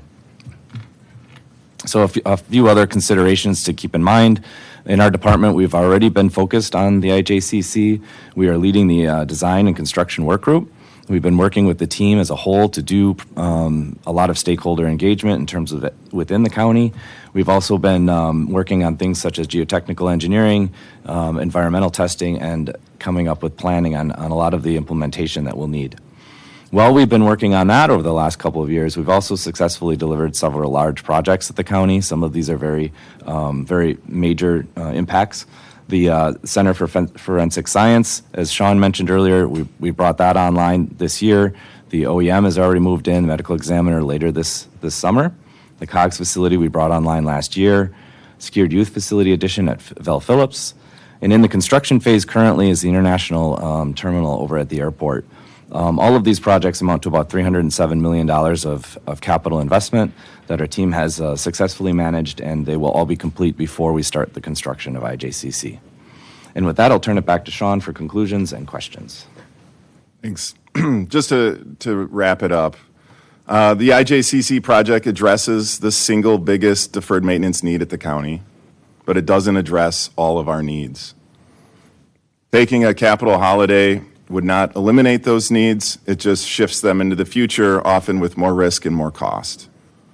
From a facilities management point of view, Milwaukee County should avoid reducing capital investments without clearly identifying the needs from the facilities, risks, deferred maintenance impacts that would result. And from an architecture and engineering standpoint, our team is prepared to deliver a full capital load of projects and the IJCC project. With that, I'm happy to answer any questions. Senator Johnson. Thank you, Chairman Taylor. I don't have any questions, but it's very important to me that morale is as high as possible and productivity, that employees are able to do what they need to do, given the tools that they have been given. And with respect to attracting employees, lately we brought in employees who have been paid wages other than the minimum to make sure to at least entice them to be here. And the idea is to keep them here as opposed to going somewhere else. So I'm all for scenario B. All for scenario B. Thank you. Thank you, Mr. Chair. So I was actually looking at this report when we were on the last item. It says that there was a request, the capital needs of about 225 or 230 million for 2026, and then there was a $100 million gap. But there's got to be more than that, because the parks is about $500 million deferred maintenance, right? What does transportation have for roads and things? Yeah, and thanks for the question. I'm not sure what they have, but I guess I'm just sort of like leaning more toward like a scenario C. Yeah. Like, what if we just rip the Band-Aid off and just get ahead of everything and never have this problem again? Right? We're going to be raising taxes. Let's just, let's get rid of all the backlogs. Who's dollars? I know you are. Joe Lamers, Director of the Department of Transportation. I could share rough numbers for transportation-related items, just because I had just been looking at this, but the 5-year plan is going to include between $100 to $150 million for both transportation services and MCTS combined. Each of them. Each of them are between $100 to $150 million. They do, both of those areas receive outside reimbursement. So you're looking at tax levy needs of roughly $10 to $15 million a year across those areas. And then we also have our fleet replacements, which tend to run in the range also about $10 to $15 million a year. But there's also transportation related costs in the parks for parkways, trails, bridges, items like that, which are pretty significant as well. How much was that? In parks and parkways, if you give me one moment, I can actually pull up more precise numbers of this. Sorry. I will be sharing this information in the July cycle, I will say also, because we have prepared a report regarding transportation costs that's going to be shared then. But we have, on average, our capital-related costs in MCTS, local share, about $7.4 million a year. Transportation services, which is our county trunkways, close to $9 million a year. And rough estimate of parks transportation-related capital costs, $6.1 million a year. This is information we'll be sharing in July.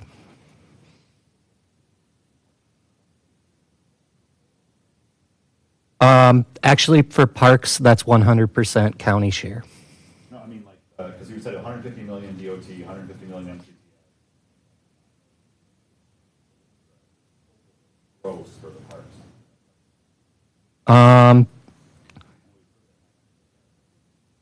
Over 5 years, it's going to be close to 30.5 million a year, or 30.5 million in total over 5 years.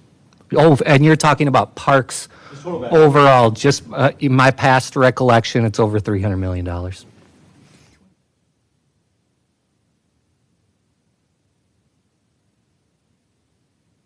Yeah, and just one further note, if I may, these are all preliminary estimates from the 5-year capital plan, as we always refine. Usually our first year is our best estimate that has gone through further planning and design, and years 2, 3, 4, 5 are estimates that have not gone through the rigorous planning process.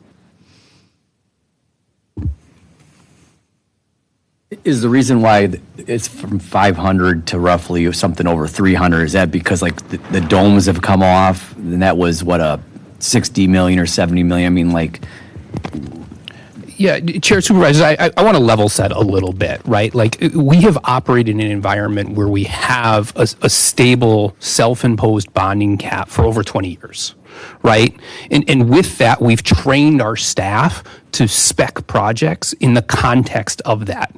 We haven't given them a different target, right? And so I respect the suggestion and this idea, but I want to, like, be very clear that the information we gather and the rigor and detail that we put into it isn't meeting the expectation of simply saying, hey, let's take this number, let's blow it up, and let's do it all at once, right? Like, if that's a true desire, our teams would need time to go out, fully scope projects accordingly, refine details and data associated with that to get you true information, right? You know, the gentleman before you here today talked about the trade-offs we make on our facilities team and how we operate buildings, right? When we're running around trying to do temperature controls, that's time we're not spending cleaning the vents the way that we want them to help prevent that from happening. The same thing happens in speccing our capital program, where we make trade-off choices based on the scale of our department and our ability to go out and scope projects. We spend the most time scoping the projects that we know are the highest needs and also know are the most likely to get funded. And the unfortunate trade-off with it is that we don't have great data. We do have a team that works around. We pull together VRF estimates on this stuff. What we've historically found is those numbers aren't the best numbers to work from. It gives us a rough sense, but as we get into the individual projects and start to scope them, we start to truly understand. You know, we talked about the project out at CRC, and there was a question asked in a prior committee meeting about, you know, I found this generator online for a lot cheaper price. Well, when we got on to scope the project, the generator, we weren't paying that much more or different for the actual generator, but we needed to lay a new foundation pad to put the generator on. We had some new utility improvements that needed to be made to hit the right electrical connections and hit the right feeds, right? When you get into a capital project, it's sometimes more complex, maybe occasionally less complex, rarely less complex than we think, but it happens. And so we prioritize getting you the best estimates based on the direction we've historically gotten and anticipation of that. I think there's a really worthwhile conversation and debate that we'll have about the IJCC project. I think there's also, in parallel to that, a really worthwhile conversation that we should have in revisiting what is our self-imposed bonding cap and what's the right number for that. Again, that number that we're operating on today is a number that I think was started in 2003 And there's been a fixed inflation adjustment attached to it year over year, right? I wasn't here in 2003. I don't know why that number was the number that was picked. We've relatively stuck with that same inflationary number. It's a much bigger conversation, and if there's interest in the board in having that conversation, we are very excited about having that conversation, trying to figure out what's the right number. What should our capital self-imposed bonding limit really be going forward? And then let's align our team to that. Let's spec and prepare projects accordingly and try to figure out how we right size both our footprint on the bonding side of things and the bonding needs to support it, and on the operation and maintenance side. So I appreciate the nature of the question. I apologize. We've got some preliminary numbers to share with you. We'll share as much of that as possible. But I just want to highlight that the question hits at a major change direction. And I don't want to give you bad information and regret it later. But it's a major shift in policy that we'd be making, and we want to make sure that we align our teams accordingly if that's the request. Just real quickly, I guess my perspective here about this is like, if we could spend equally as much on quality of life and infrastructure as we do on policing and incarceration in Milwaukee County, I would be very happy. I know our tax levy between the district attorney, the courts, the CRC and the jail and the sheriff, that is basically half our tax levy, if not more. And with this capital project, it's sort of going in that direction as well. Our incarceration machine is here, and then everything else is here. So if we could get those to at least parity, I would feel a lot better about the investments we're making in each. All right. Any other questions? Seeing none, we're going to go on. Thank you very much. Number 5. Moving right along. Item 5, from the Executive Director of Parks providing an informational report on the Domes Reimagine project financials. This file is also considered by the Committee on Finance and Parks and Culture, and it's informational only unless otherwise directed by the committee. Good morning. My name is Guy Smith. I'm the Executive Director for Milwaukee County Parks, and I'm joined by Krista Beal Diefenbach. I'm the CEO of Milwaukee Domes Alliance. So we're here before you today, I think, for some very positive news. So hopefully we can, pump up the positivity in the room here. And I've said it many times that we have the right partner at the right time. We have a wonderful project, and what Chris is going to do in a minute here is be able to show the great progress that's been being made, and be able to update you on some of the fundraising. So if it's okay, Chairman, we'll have Krista take it over. Wonderful. Thank you so much. Thank you, Mr. Chairman. Thank you to the committee for your time this morning. Again, I'm giving an overview of the report that was submitted to Milwaukee County from Milwaukee Domes Alliance. So these numbers are dated through March 31st, 2026. So you will see that we had made a lot of great progress, especially if you compare it to where we were when we last presented to the board, which was back at the end of 2025. So just a couple updates that I wanted to share with you. You might remember that the full capital stack for our initial phase 1A, is $51.6 million. Of that, we have $12.9 million that's coming from the county, $18.7 million is coming from tax credit financing. We have other public support in the amount of $2.9 million, and then private philanthropic gifts in the amount of $17.1 million. So as of the end of March of this year, we had received a total of 47 gifts toward that philanthropic campaign goal in the amount of $8.1 million. So that is 48% of the goal. So we're feeling very good about that. We have no other changes. So the report also looks at the financing structure and all of the revenue sources that are going into that capital stack. And there are no other changes other than to say that we've made really great progress in all aspects of the campaign. And so we are certainly on we are going to be able to hit our deadline of starting. You might remember from the development agreement, we will start construction no earlier than April of next year, so April of 2027, no later than December of 2028. That is stipulated in that development agreement. And so we are definitely going to be able to hit that, and it is our expectation we'll actually start construction in 2027 based on where we are today. Any questions? Supervisor Johnson. Thank you, Chairman. Chairman Taylor, I move to receive and place on file this report. Okay. One question I have is, so when does the county hand over, we've already adopted $5 million in last year's, for this year's budget. We have another 5 going to be for, you guys going to come to us for $5 million for next year as well. So we've already allocated 5 in October, November, we'll see another 5. When does that 10 get turned over?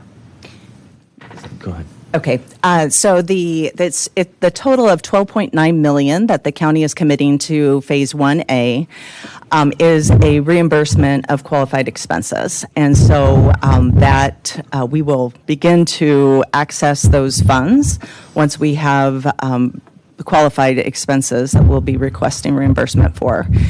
And so that $5 million from this year's budget has been earmarked for this project. So another $5 million will come in the calendar year 27.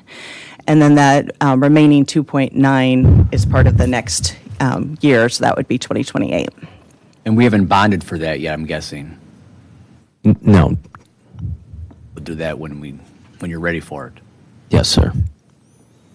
So we'll hand it to you. So that's just reimbursement. It's not once you hit a certain fundraising limit or anything like that. Just that we're reimbursing expenses for those. Correct. So the development agreement stipulates that we will not break ground until we have raised the $51.6 million total. Got it. Good. Thank you, Mr. Chair. I think the numbers do sort of speak for themselves, and you did pump up the positivity in the room, so thank you. But if you... Well, it's going to change. Don't worry, we got 2 items. That's right. Well, let's just live in the moment. So would you be able to provide a little bit of some qualitative narrative around donor confidence and momentum so that we can kind of, I know you don't want to overstep and overpredict, but like if you could just give a little bit of narrative around that. Thank you. Absolutely. So I will say I'm a career fundraiser. I've been doing this for 30 years, and I have never seen anything like this.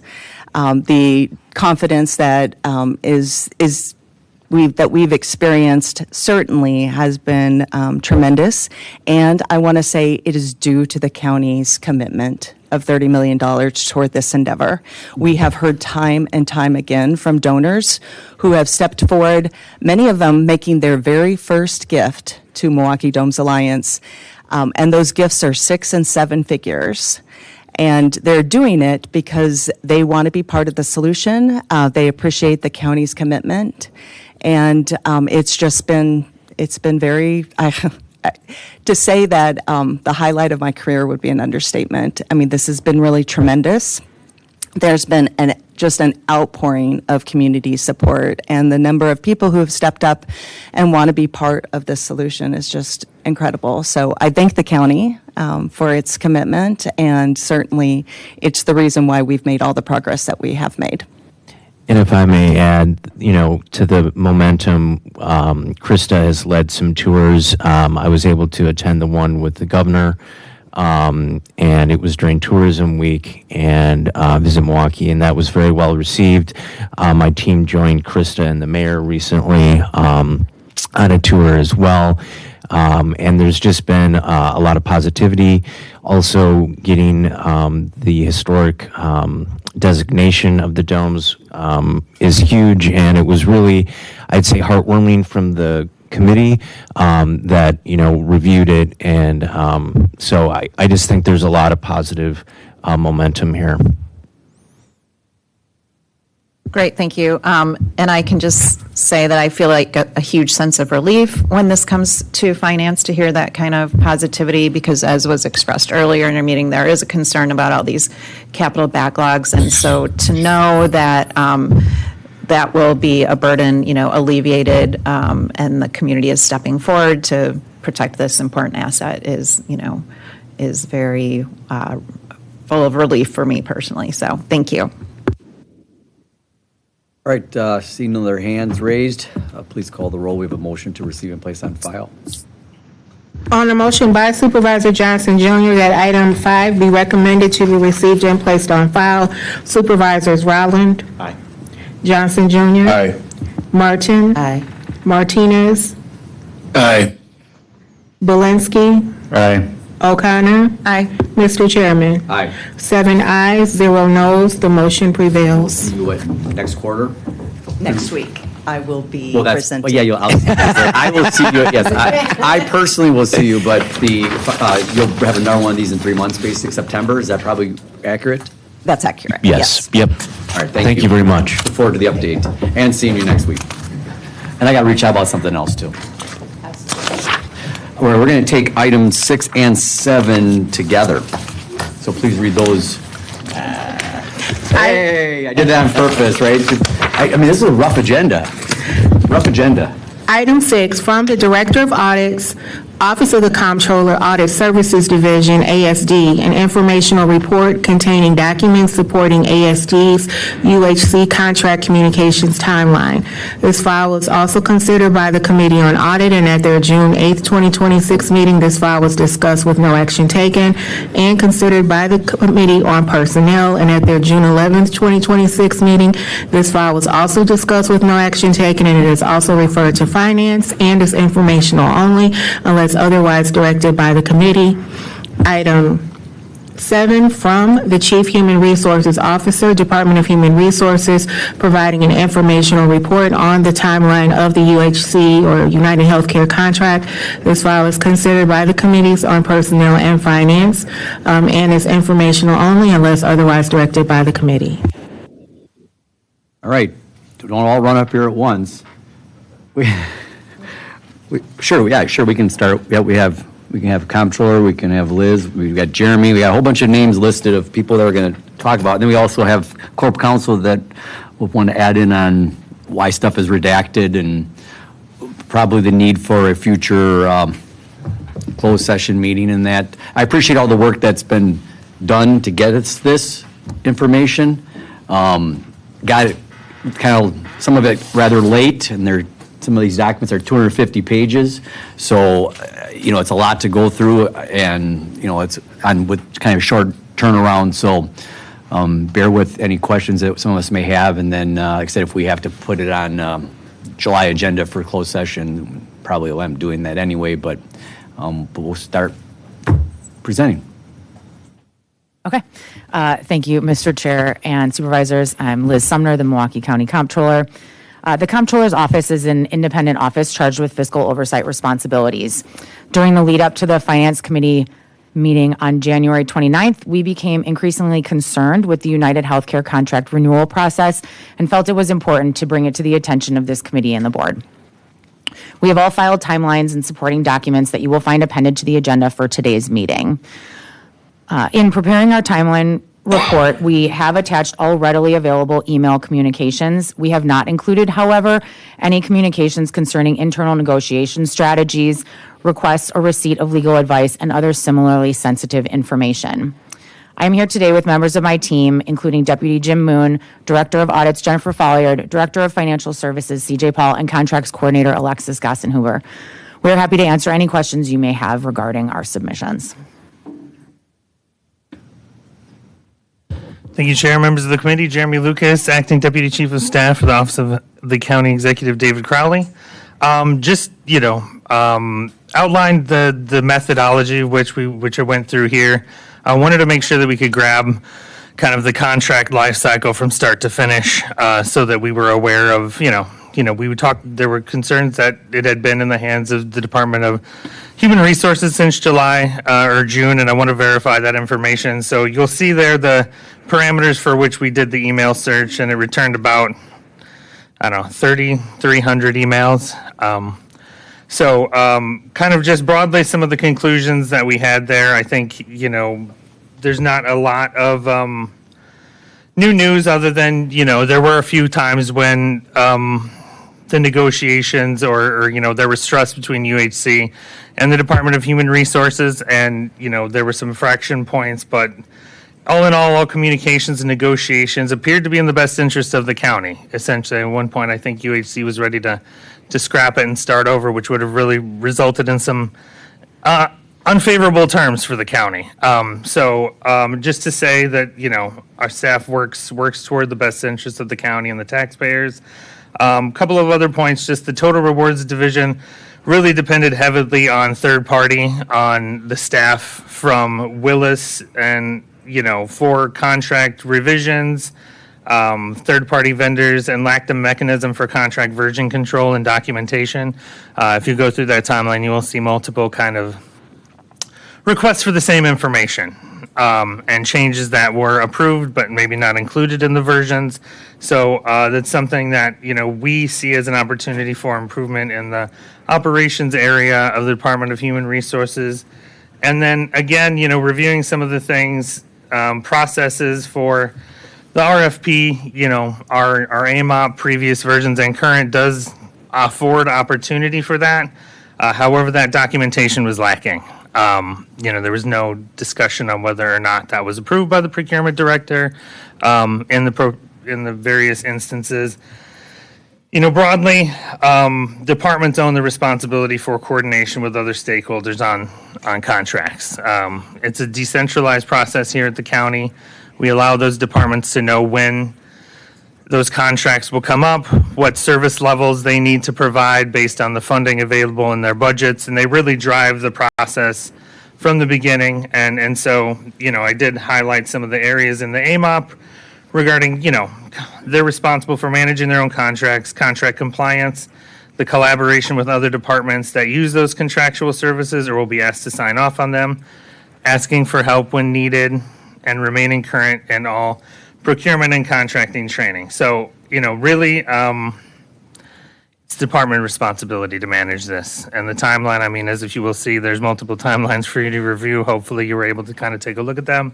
But it's just a matter of ensuring that deadlines were met and responsibilities were upheld. And so we believe that, we have strengthened the process. We reported back last month some of the things that we're doing to ensure, but broadly, we can build the systems as stringent as possible. We still need our staff to execute them and follow through. And so, broadly, that's the expectation that we have from our staff. So I'm all done here. Thank you for the opportunity. Questions? Seeing none. Corp Counsel Scott Brown, could you come up for just briefly talk about, you put together a, I don't think was it Allison, it wasn't added to his letter to us, was it? Mr. Chairman, committee members, the memo that was submitted by OCC was added to the file yesterday, and the agenda was republished. Okay. And I also emailed it. Oh, yeah. Okay, I see it now. You want to talk a little bit about like the redactions and stuff that, items have maybe not been put out publicly and the reasons for that, and Of course. yeah. Good morning, Chairman and Supervisors. Scott Brown, Corporation Counsel for Milwaukee County. So, in the course of the investigating and following up on the UHC contract and the events that led up to it, numerous emails have been reviewed, lots of documents have been pulled. As Deputy Chief of Staff Lucas pointed out, the initial search brought back thousands upon thousands of emails. Frankly, my office is still in the process of reviewing and redacting some of those that were the product of those searches. One aspect that's of particular importance to Corporation Counsel is protecting client confidentiality and conversations that advice we were given and questions we were asked to make sure that's not disclosed publicly. And there's also the just concern of, particularly with the UHC contract, there's confidential requirements we have with them as part of our contract with them, the certain like proprietary information that we're supposed to keep private. So a lot of that has been redacted. When I actually sat down to put together my timeline, I realized virtually everything that was material to the timeline was people asking advice or us giving advice. And a lot of my conversations during that time were primarily in-person meetings and on the phone. And the second part I just want to discuss is I appended to this. When the dust kind of settled, I was thinking, what could we have done better? What did we do wrong? So I asked an attorney with benefits expertise to put together a memorandum, which has been appended to the file as well to kind of give a report card on how we did.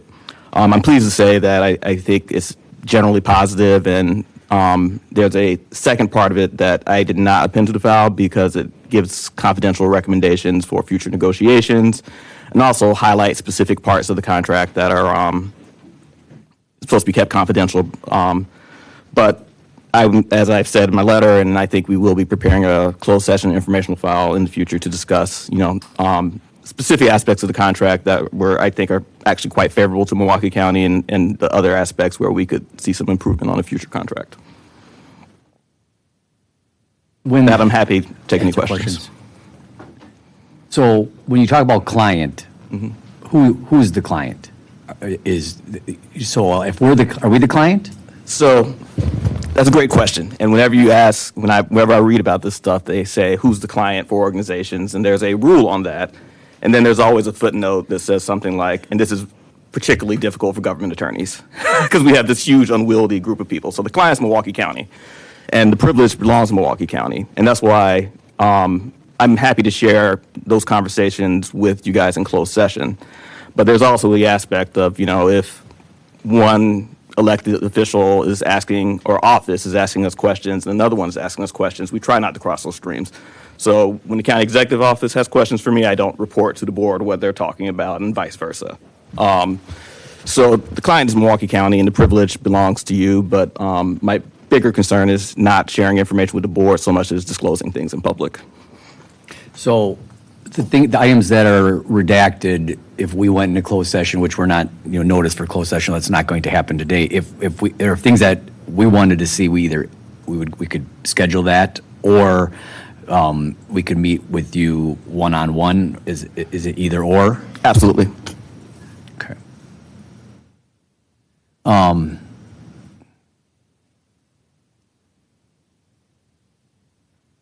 With all this said and done, I mean, what's the comfort level?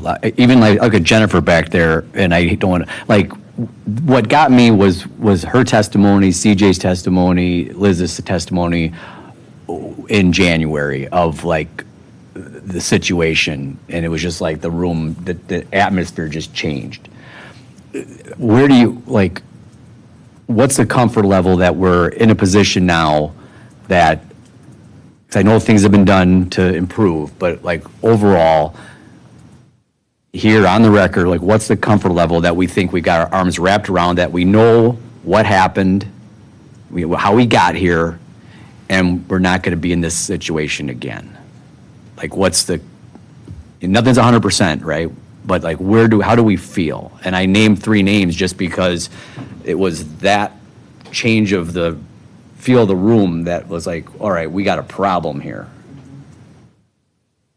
So if any of them would like to weigh in, I'd appreciate it, just because that helps me determine what I think we should do moving forward, or do nothing, because we feel that we're in a good spot. Because I think we have to be in a good spot, which is why I push so hard to have everything just this big dump of information.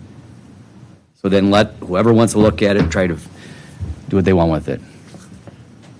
You feel good, Jeremy? You go first. Thank you, Chair, Supervisors, members of the committee. Yeah, I think it was clear. It was clear to the administration very soon that there was a lack of oversight on this particular contract. Specifically, many departments will bring things to you when we have the term sheet, because that is kind of what we are doing. many of the things that we work with Corp Counsel and audit and Comptroller's office really revolve around like, how does the contract get executed? Like, when do we pay them? Those types of things. Like, who's the responsible party from the other organization? And so, they could have been brought much earlier. And there was a concern around how late in the process that we were. This contract certainly could have been approved, discussed, and had very good policy discussions by this body much earlier. It could have been July.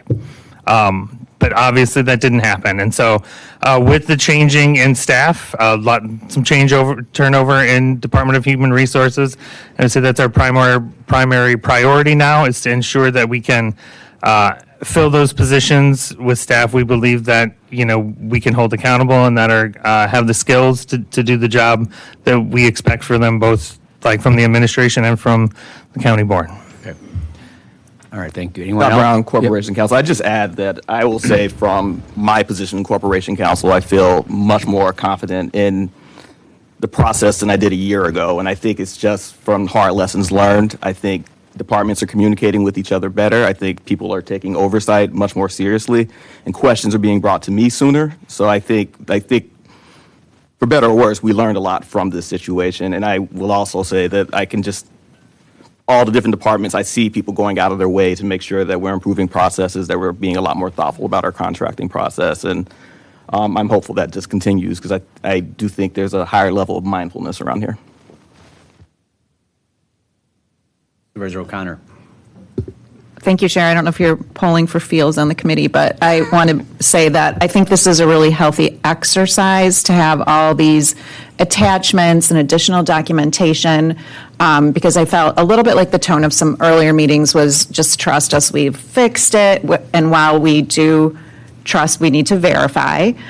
So this has made the public more aware. The documentation is present for anyone who chooses to dig a little deeper, and I just think that's a really healthy form of government. So thanks to everyone who contributed to this process. Yeah, and I think that was the whole goal, was to I mean, I know there was a lot of work, and I think probably some of it painful, and I know I pushed quite a bit just because I felt that we just had to have it all out there and be very transparent, and I like what I'm hearing. So I feel good about it. Anybody else? All right, thank you very much. Appreciate it. Thank you.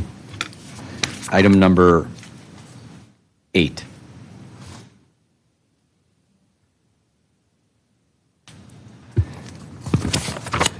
Item 8, from the Capital Project Manager, Office of the Comptroller, requesting approval to reallocate $241,758 from the Debt Service Reserve, DSR, to pay eligible debt service expenses and to finance project WT 015601, bus lift replacement, Fond du Lac Station Garage, and to reallocate funds from Org Unit 9960, General County Debt Service, to project WT 014101, Kenny Connect, KK Wash House Building Exhaust System Renewal, and project WP 078201, Oak Leaf Trail Hampshire Access, to address project shortfalls. And then if I could also have Sarah Toomson from Parks up there as well, just because I have an amendment. I should be passing the gavel to my vice chair, an amendment regarding this item. Everybody should have had sent to them, I believe. Good morning, Mr. Chairman and Supervisors. My name is Justin Rodriguez, and I'm the Capital Project Manager from the Office of the Comptroller.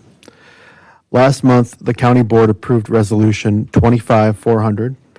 The resolution authorized the lapsing of net surplus funds of approximately $240,000 from closed non-airport capital projects to the debt service reserve. Of the $58,279 are unspent bond or note proceeds, and $183,480 was cash. And of that $58,279 of bond and note proceeds, $12,323 can be reallocated to pay 2026 debt service. The remaining $45,956 of bonds and notes cannot be used to pay 2026 debt service and are recommended to be allocated to project WT-015601 bus lift replacement Fond du Lac garage station so that the proceeds can be spent in a timely manner. A breakout of the unspent bonds being reallocated from the debt service reserve is included on Table 1, which is on page 1 of the report. Our office recommends that the $12,323 of unspent bonds and the $183,480 of cash from the debt service reserve is allocated to pay 2026 debt service expenses. As a result, $195,803 of levy is available in Org Unit 9960 General County Debt Service that can be reallocated. The Office of the Comptroller also recommends adoption of the resolutions so that the $195,803 can be reallocated from the General County Debt Service Org to projects that have shortfalls. These projects were identified to the Office of the Comptroller by the Department of Administrative Services and the Department of Parks, Recreation, and Culture. We have representatives here from Parks, Ms. Toomson, and we also have representatives from the Department of Administrative Services, Mr. Tony Rabb, and I believe we also have someone from the Department of Transportation, Transit, that can speak to the KK Wash House Building Exhaust System Renewal Project. The two projects that we recommend to receive the $195,000 of funding are included on Table 2, which is on page 3 of the report. Chairman Taylor, this concludes my prepared remarks. I'm happy to respond to any questions the committee may have. Sure. So when this came before us last cycle, this dollar amount, my intent was that when it came here, that we would recommend as a body, or I would bring in something to have us go to the Parks Administration and say, here's the money you have, come back with us in July with a project. So when this came down, that wasn't how it was handled. That was my intention. So here we're at. $85,000 is going to this Oak Leaf Trail project, and if Sarah, if you could just explain, well, my amendment would put all that money and kind of complete that project, or what's with the shortfall, correct? Good morning. Yes, that's correct. I'm Sarah Toomson, Director of Planning for the Parks Department. And I'll just give a brief synopsis of the Oak Leaf Trail Hampshire project. So that is a project that we have been planning in concept for around 14 years to provide connectivity between the Oak Leaf Trail and the Hampshire neighborhood and the UWM area, connecting commuters who might want to reach those points via trail. In 2021, we received permission from the board to apply for grants for this trail project to include funding for design and construction. We were successful and received $1.3 million in grant funding for that, and we worked through the sequential years to find the 20% local match, which we were able to secure in the 2025 capital budget. Since that time, we've pursued design and we have bid-ready documents. We do plan to bid in August of this year to meet our grant commencement date at the end of August of this year. So we're right to the line. In March of this year, we were notified by the DNR that the soils in our project area will be considered contaminated. Therefore, we anticipate that costs to manage those soils or dispose of those soils will be increased, and that's based on experience we have in other sites with this kind of soil in the county. So therefore, we have identified around $190,000 in additional costs we're anticipating once we receive bids related to these soil conditions and related utility movement work. So therefore, that's the gap that we've identified, which closely matches with the funding you're discussing today. Are there any questions of Director Toomson? Senator Johnson? Chairman Taylor, I don't have any questions. I just wanted to say that I'm going to be voting against the amendment specifically because the projects are identified, the dollar amounts are in the resolution, and so I will be voting against that. Because it's taking specificity with respect to the dollar amounts, the projects themselves, away from the resolution, so I'll be voting against that. That's fine. Anybody else?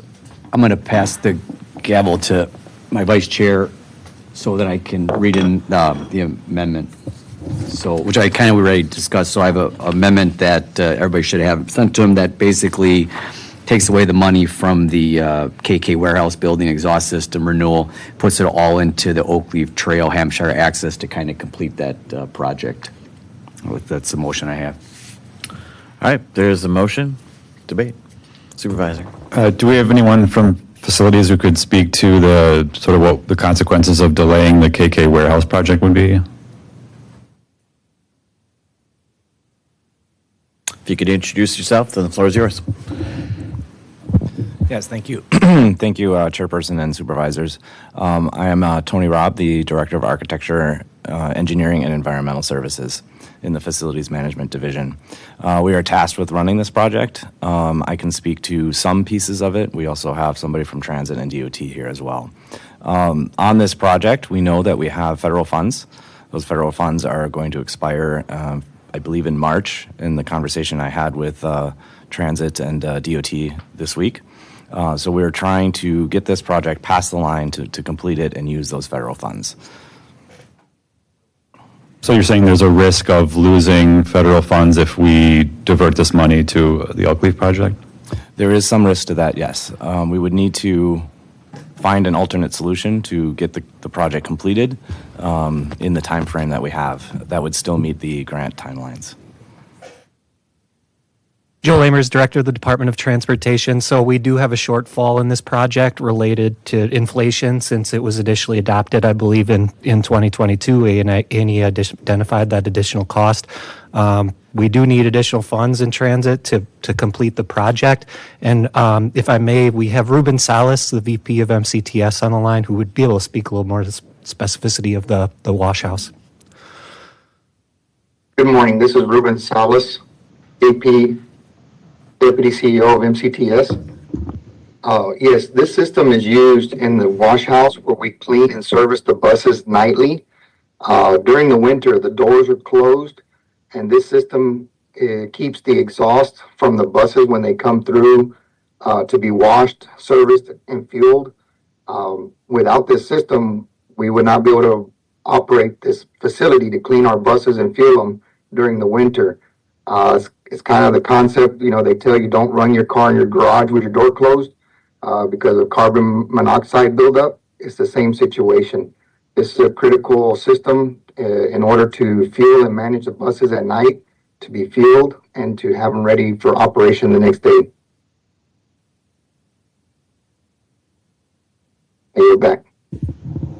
Okay. Thank you. Thank you.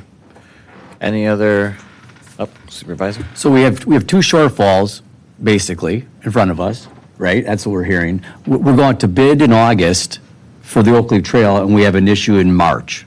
So we can solve the wash house we have between now and March to solve that problem with the risk of losing federal funding.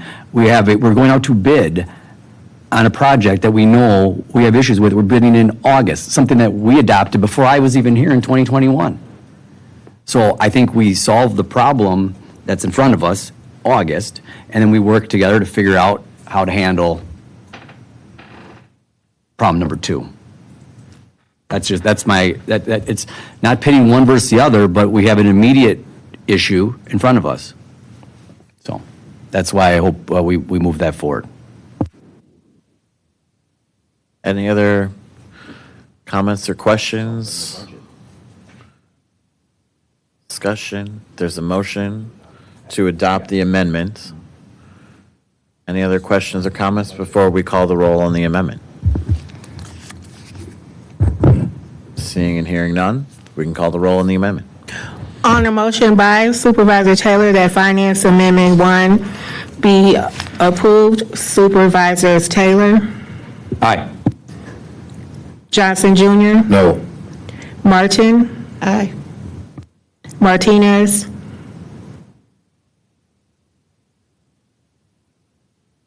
Supervisor Martinez,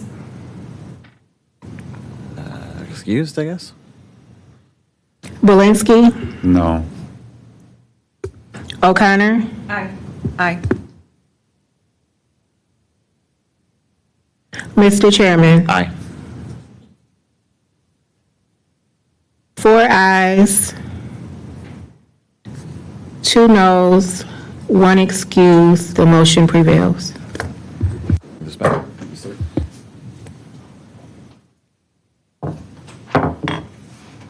And then we need, actually, we got to do it with the amendment. Oh, all right. Yeah, you're still. All right, so do I have a motion to approve as amended? So move. All right, we have a motion. Any other debate, questions, comments? Seeing and hearing none, we can call the roll. On the motion by Supervisor Taylor that item 8 be recommended for adoption as amended, Supervisor Taylor, Aye. Johnson Jr., Aye. Martinez, Still excused. Belinsky. What about Felicia? I'm sorry, Supervisor Martin, my apology. Aye. And I have Martinez excused. Belinsky, Aye. O'Connor. Aye. Mr. Chairman. Aye. 6 ayes, 0 noes. The motion prevails. All right, thank you very much. Item number 9. Yes. Sure. Item 9, from the Director, Office of Strategy, Budget, and Performance, providing an appropriation transfer packet for the June 2026 cycle. Good morning, Mr. Chair, Supervisors. Dan Lorla from the Office of Strategy, Budget, and Performance, requesting approval of the June fund transfer packet. This month's packet has 4 transfers. All 4 are receipt of revenue transfers. So this is where departments are accepting outside revenue and requesting to increase their expenditure authority to provide the services associated with that. The first item is $227,000 in DHHS for their senior companion program, $439,000 in the Office of the Sheriff. This is from the Federal Department of Justice to support a contract with the National Alliance on Mental Illness, who's going to provide some training to sheriff staff on de-escalation tactics and crisis intervention. $88,000 in transportation for the Safe Streets for All grant. And finally, $103,000 in courts related to the 2023 MacArthur Safety and Justice Challenge Capstone Grant. The original end date for this grant was December of 25. It's now been extended to September of 26, so this transfer allows courts to close out their spending with the grant. Requesting approval and happy to take any questions. Do we have any questions? Ms. Rowland? I was just going to move adoption. All right. So, yes, Supervisor Belinsky. Thank you, Mr. Chair. Would you characterize the sheriff transfer as expanding current capacity or creating a new program or just extending it as is? Mr. Chair, Supervisors, there was not funding in the budget for this prior to the transfer. I'd look to the Office of the Sheriff to see if they had any of the services prior to having this grant there. But my best guess is that it's likely a new service. Excellent. Thank you. You got to be excited about that. All right. So we have a motion to approve, and I missed the communication with Supervisor Martinez. He's gone for 20 minutes, so he'll be excused until we see him back up there. And Supervisor Martin stepped out briefly, so please call the roll. On the motion by Supervisor Rowland that item 9 be recommended for adoption, Supervisors Rowland. Aye. Johnson Jr. Aye. Belinsky. Aye. O'Connor. Aye. Mr. Chairman. Aye. 5 ayes, 0 noes. The motion prevails. I just need to come back and. Yep. 10:15. You Thank got you. it. All right. We have item number 10, please.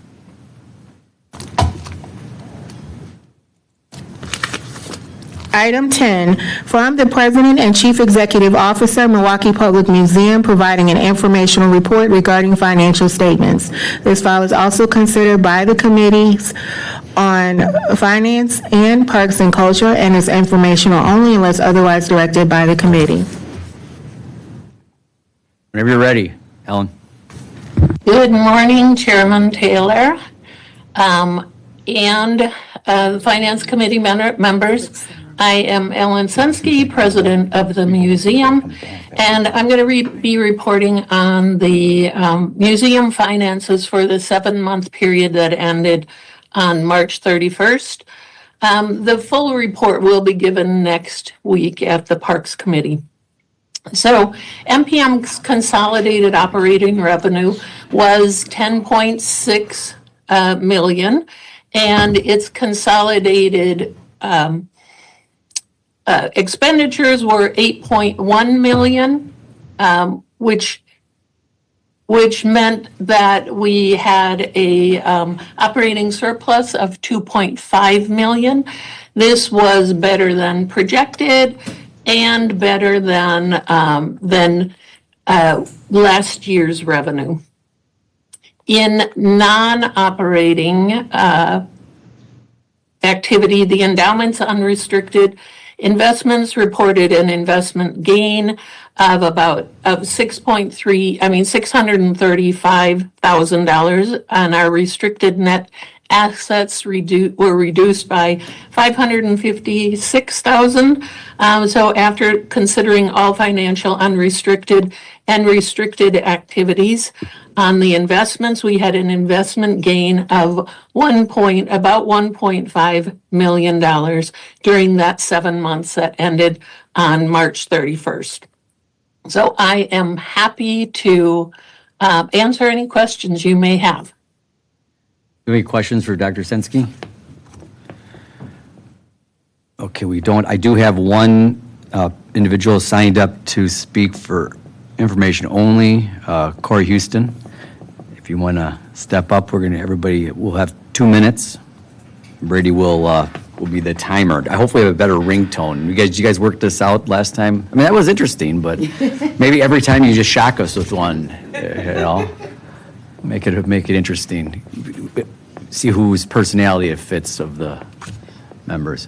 All right, Corey, whenever you're ready. Thank you very much. You bet. I have a question for Dr. Sensky and for the board. As we start winding down the process of the museum and going towards the auction that's happening, I believe that the walkthroughs are going to start in August.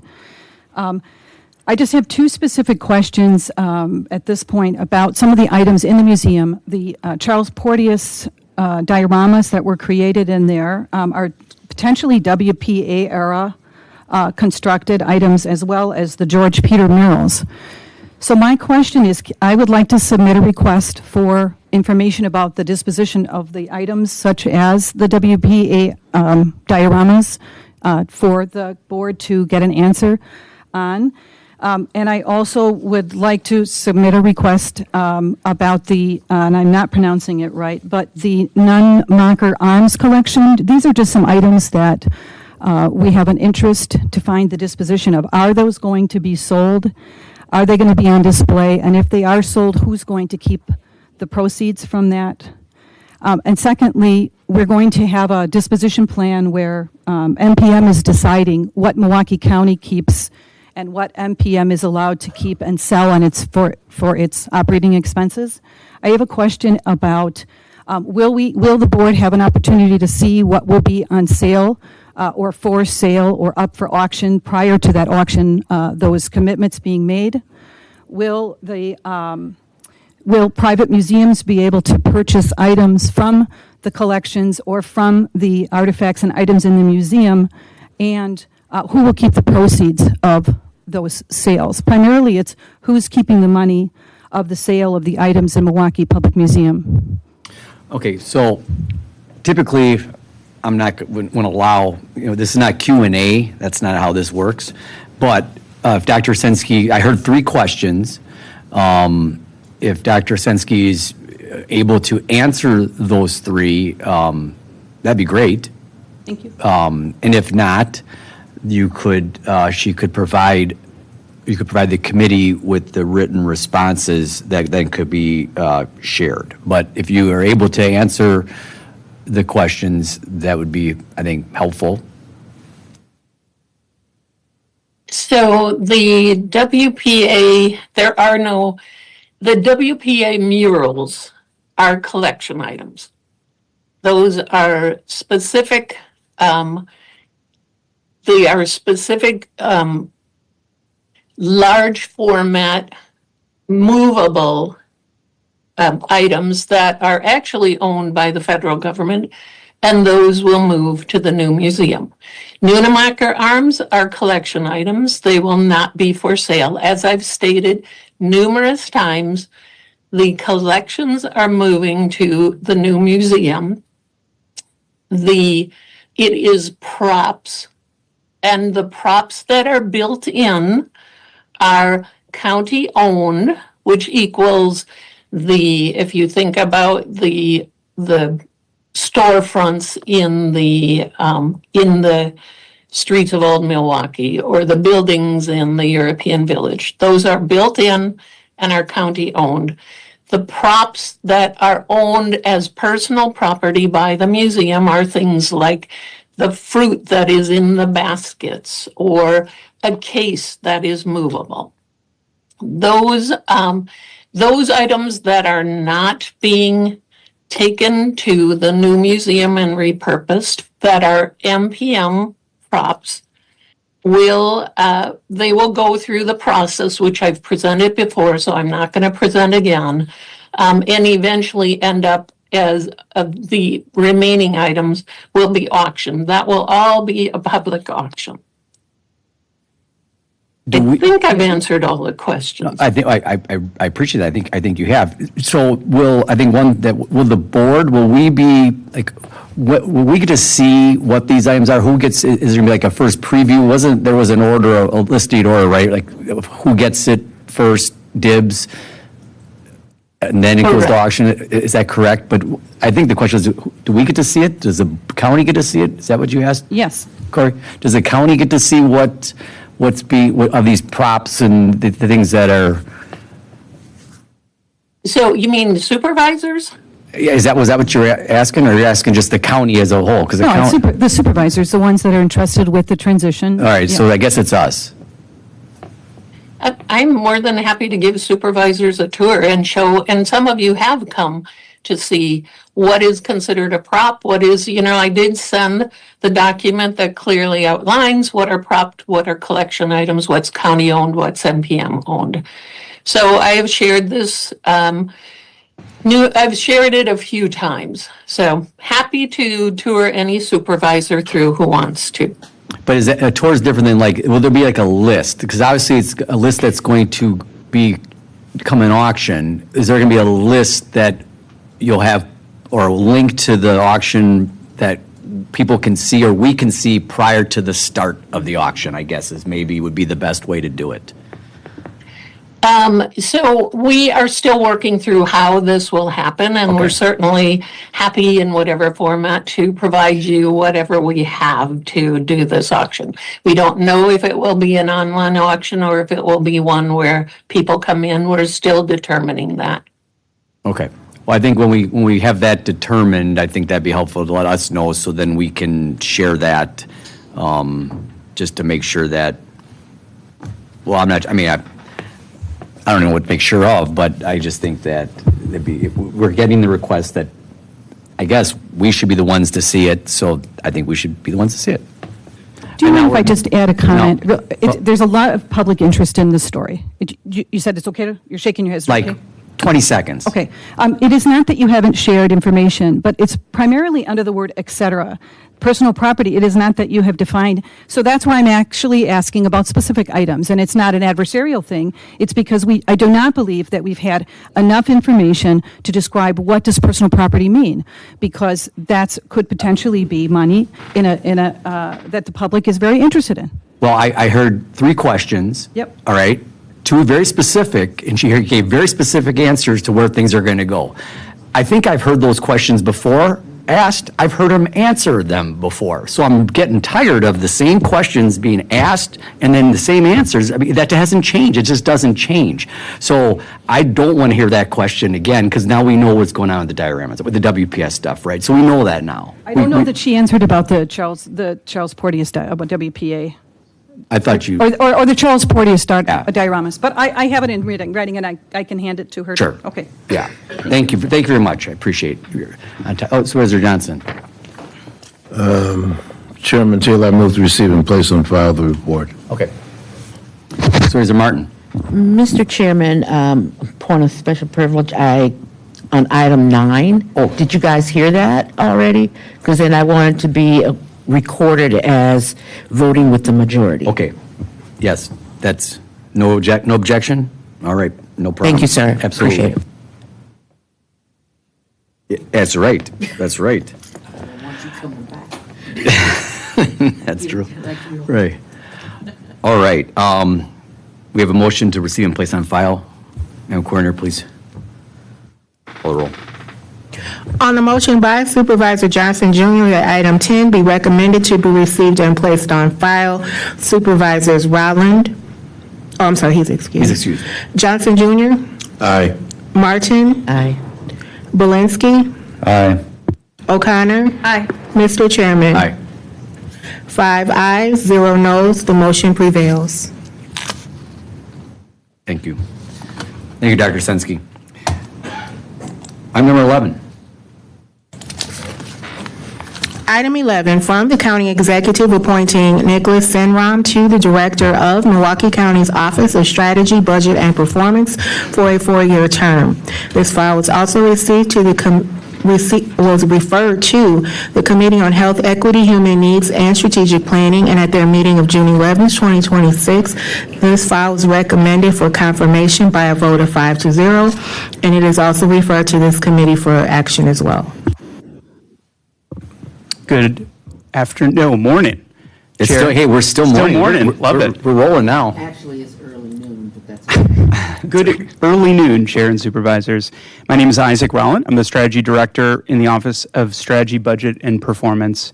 I'm here today on behalf of the County Executive's Administration to enthusiastically recommend that this committee confirm Nick Sinram as Executive Director of the Office of Strategy, Budget, and Performance.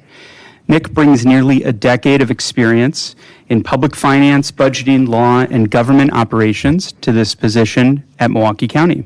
Most recently, he served as Director of Financial Planning and Budget Services for Milwaukee Public Schools, overseeing a budget that supports nearly 9,500 employees and more than 60,000 students across 156 schools.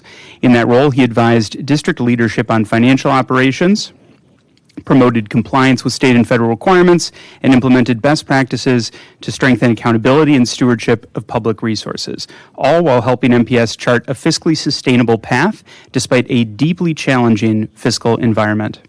Prior to MPS, Nick served as Assistant City Attorney for the City of Milwaukee and held several positions within the city's Budget and Management Division, where he managed departmental budgets, conducted financial and policy analysis, and helped advance strategic priorities. He earned his Juris Doctorate from Marquette University Law School and completed his undergraduate studies at the University of Wisconsin-La Crosse. Now, on a personal note, in the past few months, I've had the opportunity to work very closely with Nick as he has transitioned into his role at the county, and I have been very impressed at each interval regarding his readiness to excel in this position. I'd like to briefly explain why. First, Nick is one of the most intellectually curious people that I've encountered in my time in public service. He doesn't accept the first answer. Rather, he asks sharp, sometimes uncomfortable questions that everybody else in the room was thinking but didn't necessarily ask. And he does it in such a way that makes the work better and not the room any worse. That instinct to challenge conventional thinking is precisely what Milwaukee County needs. But what distinguishes Nick, in my opinion, is the way that he listens. And I think each of you on the committee have had an opportunity to witness this and experience this yourself as he's taken the time to meet with every single member of the board. He listens to department heads, board members, and frontline staff with the same care and intentionality. He's already built trusted relationships across levels of county government that most people in this building spend years trying to cultivate. That matters enormously in an office whose job it is to work across every corner of the organization. Nick also brings an unusually broad frame of reference. He pays close attention to what peer institutions like MPS and the City of Milwaukee have learned, and he applies lessons from his own time in leadership positions at both institutions to apply those lessons here at Milwaukee County without pretending that our context is something that it isn't. He can hold both that 30,000-foot strategic view and then quickly zoom in to granular budget line items in the same conversation. In my 20 years working with federal, state, and local governments, that range is genuinely difficult to find. As we look ahead into the next budget cycle and beyond, we know that difficult decisions will need to be made. Nick has spent his career navigating complex budgets, balancing competing priorities, and helping public institutions to deliver results while maintaining fiscal responsibility. His unique combination of expertise in budgeting, financial oversight, legal analysis, and strategic planning is precisely the leadership that Milwaukee County needs right now. As a result, once again, I strongly encourage this body to vote to confirm him as Executive Director of the Office of Strategy, Budget, and Performance. And I believe Director Sinram has some words as well. Thank you, Director Rowlett, for the kind introduction. It's been a pleasure to work with you as well as all of the staff of SBP. Chair Taylor, committee members, my name is Nick Sinram, Acting Director of the Department of Strategy, Budget, and Performance. Thank you for considering my appointment. I've dedicated my career to public service with a focus on local government budgeting, financial planning, and public policy. Throughout that work, I have prided myself on managing taxpayer dollars with transparency, efficiency, and integrity. If approved, I will bring these experiences and values to my service on behalf of Milwaukee County residents. Professionally, I have specialized in helping large public sector organizations navigate complex financial challenges.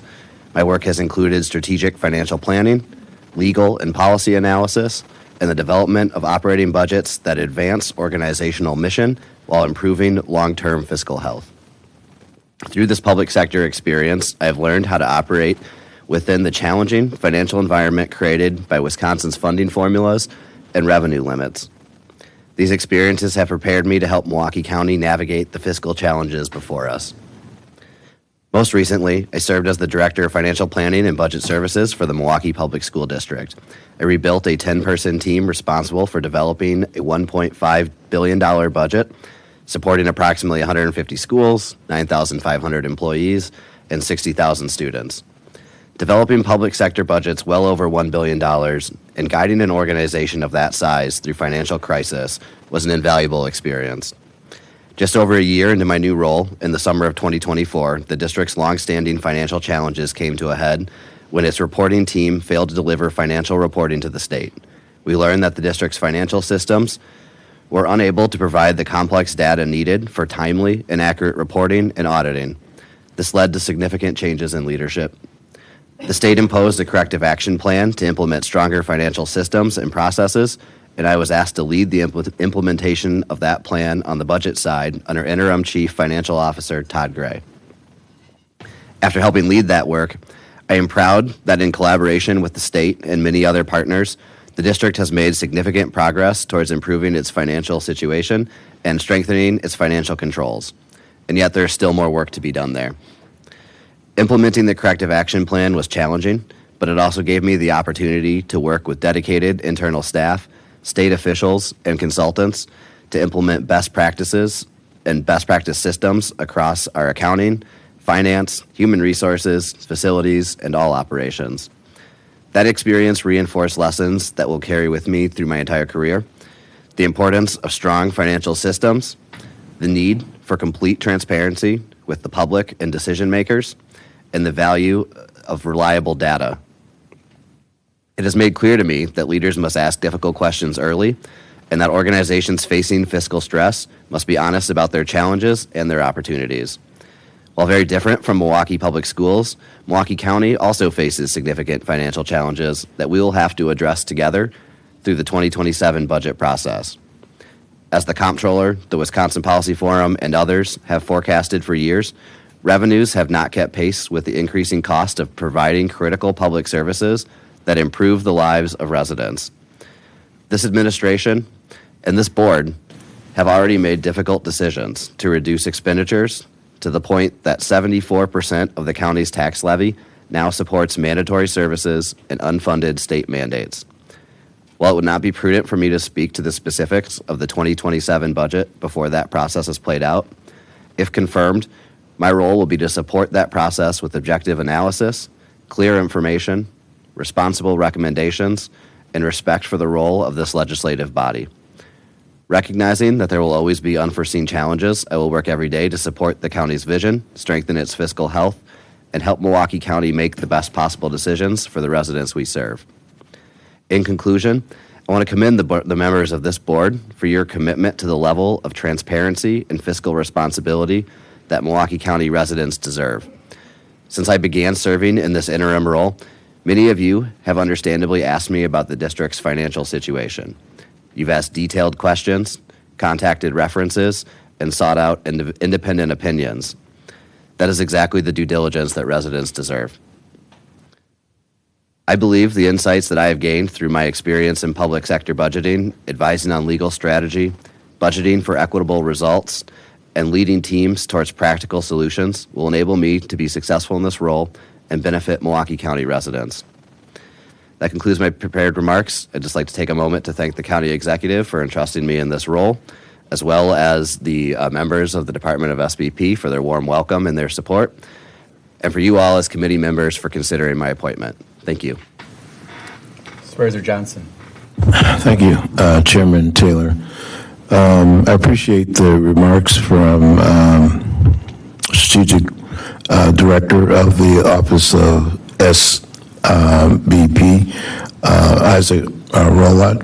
Really appreciative of them, and as much as he's indicated that this appointee listens, this appointee asks questions, he is trying to get not only information to look towards solutions. When he was at the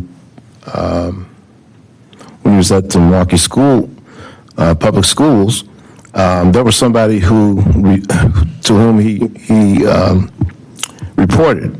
That person resigned. And the appointee did talk about this corrective action plan that he had to look at along with his team and try to do whatever it could to address the deficit that had not been forthcoming to the state. So given this, given his resume, I move to confirm the appointment, Chairman Taylor. Again, he had people to report to, a person to report to. This person resigned during this controversy as it relates to this deficit with the Milwaukee Public Schools, but he stayed at his job and did what he could in order to help move things along. Thank you, Chairman Taylor. George Blinsky. Thank you, Mr. Chair. Looking at your resume, I see a lot of people who are either current or past members of Milwaukee Public Schools. I don't see the current superintendent or anyone from the city attorney's office or anyone from the mayor's administration at the city where you worked previously. And I guess I understand, you worked under a city attorney at the time who had his own scandals going on, and so I understand why you wouldn't want necessarily his name on there. But can you speak to sort of those gaps in your letters of recommendation or references as to why they wouldn't be there? Sure. I chose references that I felt were familiar with my work, and especially my most recent work, and in the most progressive of responsibilities. Mm-hmm. And so I felt that they were strong references. I also included references from the City of Milwaukee Budget Department, who was my direct supervisor at the time, as well as a reference from our nonprofit board that I serve as a nonprofit organization serving Wisconsin residents that I'm a board member on. Mm-hmm. And I felt that they were strong references. MPS still is not quite out of the woods with their financial situation. There was stuff after you had already come on board here that, there was additional shortfalls they were looking at. Why, from your perspective, why not stay there to see the work through, to get over that hump and get the house back in order? Why choose to leave in the middle of that process? Great question, Supervisor. Frankly, this was too exciting of an opportunity. It was a promotional opportunity. It worked well for myself and my family. And while I believe very strongly in the mission of public education, I feel more at home providing municipal and county services. So it's just too exciting of an opportunity to turn down. Okay, fair. I'm a big baseball fan, and there's sort of a saying that, like an idea that, like, you don't get off the island by running out hard grounders. You get there by hitting home runs. I would feel a lot more comfortable saying, like, if you'd come from a place where it's like, yeah, we had this terrible mess and I turned it around and it's all fixed, and now here I am to help fix this mess, because we're in such a mess at the county right now. I feel like, we can't be relying on the draft. We have to be finding like the next Shohei Ohtani for our budget. And we had people who've done this work for years in the department. I guess I'm curious if any of them applied for this role, or what sort of sets you apart from the people that are already deeply embedded in our budget processes, that like you're going to be able to do this better than they could. I'm not able to speak to who all applied. It's just not something that I have knowledge. I'm sure you wouldn't know that, right? Yeah. I am very thankful to have such strong professionals that'll be working on the team and in collaboration with. So I'm excited to be able to benefit from their experience, their expertise, their diligent work and commitment to public service. Why I think I am more capable than the other candidates, at least as the committee felt, is that I have experience in troubled organizations. While the challenges at MPS are bigger than any one person, any one team, they prepared me well to operate in the difficult or challenging financial environment created by the state legislature, Wisconsin funding formulas, and the high expectations from the public. And I believe that the committee saw that as well. Yeah. Certainly, no one here, doubts your commitment to public service. So appreciate that. Was there any effort made to try to get you to stay at your past role, or was it just sort of like you make up your mind, this is too good of an opportunity, and you could have offered me the moon and I would have not stayed? No, honestly, it's a privilege to be here and be in this role. This was too tempting of an opportunity to reconsider. Totally understandable. Okay, thank you. Supervisor Martin. Thank you, Mr. Chairman, and thank you to the director and Mr. Simkern. I really appreciate Nick in spending time with you and just chatting. And in our chatting, you revealed quite a bit of your grit and your knowledge base, and I really appreciate that. I still think that there's a problem with you, meaning that you have taken on some of the toughest challenges for your past two employers, and I'm just wondering, within myself, it's a rhetorical question. It's like, what kind of guy just keeps running into these fires, if you will, and you still come out committed to doing the work and still committed to those past experiences and wishing and offering help wherever you could. But coming into Milwaukee County,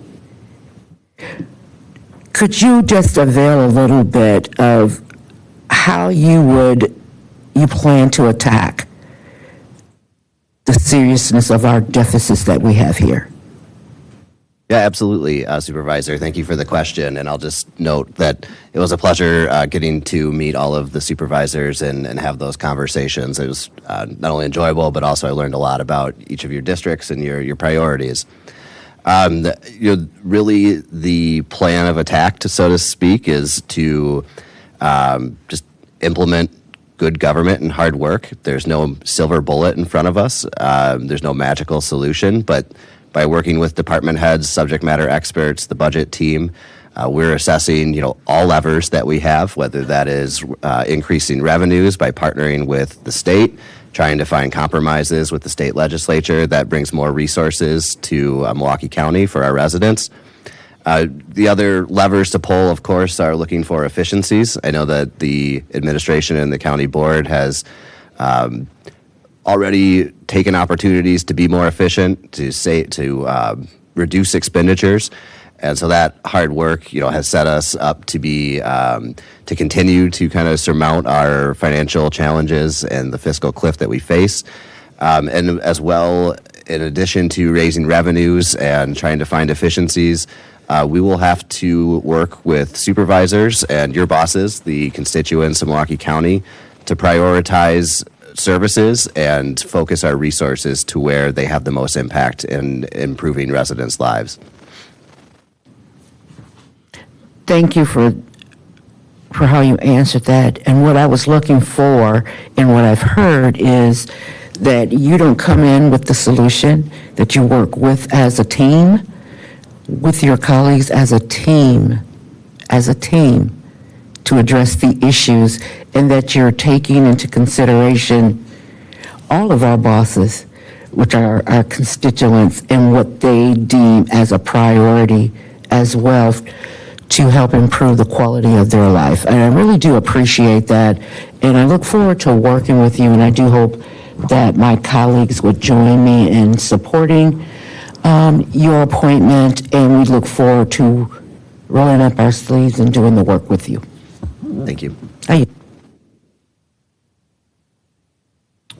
Seeing none. Is there a reason why, and this isn't for you, Nick, why we didn't do a national search? Do you know? The search, Chair, Supervisors, Isaac Rollins, Strategy Director, SBP, the search was full and open. So anyone with internet access, frankly, could apply, provided, I assume, with the need to relocate to Milwaukee County. So how do we advertise it? My understanding is we used all the conventional ways to advertise the position. I know I saw it and even helped to promote it via LinkedIn and a number of other websites that were available. We also did a number of targeted asks of, I know I did, I know others did as well, of other peer counties and municipalities in regards to searching for this position as well, or promoting the position rather. Okay. This is not an easy one for me because I've met with the interim director. I think he's a very likable individual. We had a nice meeting in that, but my total lack of trust for MPS is just at this level. And I mean, I look at it as just a complete failed system.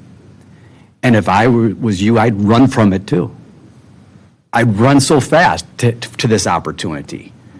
But just, I've been back here for 20 years now, and I can't remember positive news out of MPS. There's always some sort of financial mess, some sort of scandal. And this building we're not immune to it either. And it's just to bring that here, it just is a tough thing for me to get behind. Liking the individual. So luckily today's Thursday, and we have till next Thursday. And as one of my colleagues has said before, I have the right to always change my vote. Okay. All right, no hands raised. Please take the roll. On the motion by Supervisor Johnson Jr. that item 11 be recommended for confirmation, Supervisors Rowland. Aye. Johnson Jr. Aye. Martin. Aye. Martinez. Aye. Belinsky. No. O'Connor. Aye. Mr. Chairman. No. 5 ayes, 2 noes. The motion prevails. Thank you.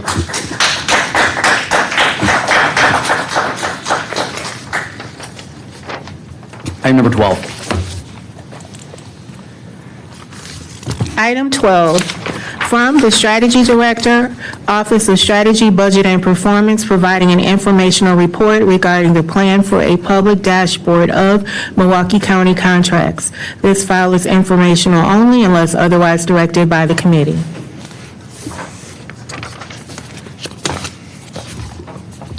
Chair, Supervisors, Isaac Rowlett, Strategy Director, Office of Strategy, Budget, and Performance. I think we've looked at a lot of slides today, had a lot of conversations about contracting, so I'm going to keep things relatively brief and then allow for any and all questions. Happy to say I'm joined by colleagues from across the administration who, as you have both seen and heard earlier today, have been working for the past few months to do everything we can to improve the county's contracting processes.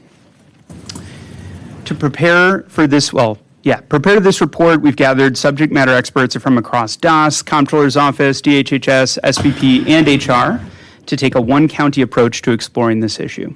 I want to be crystal clear that everyone shares this committee's commitment to transparency and accountability in the county's contracting. Now, bottom line up front, as was expected when we first discussed this issue several months ago, a public searchable dashboard of all county contracts is more complex than it may sound. It relies on a number of changes to back-end processes and functions. So as a result, under current conditions, it would take until about 2028 to complete this tool in its full form. That said, we recognize that 2028 is a long ways away. So we're not asking you to wait that long for greater visibility, and we've come up with an interim solution. I'll now briefly explain the context regarding the longer-term solution and what we're planning in the interim.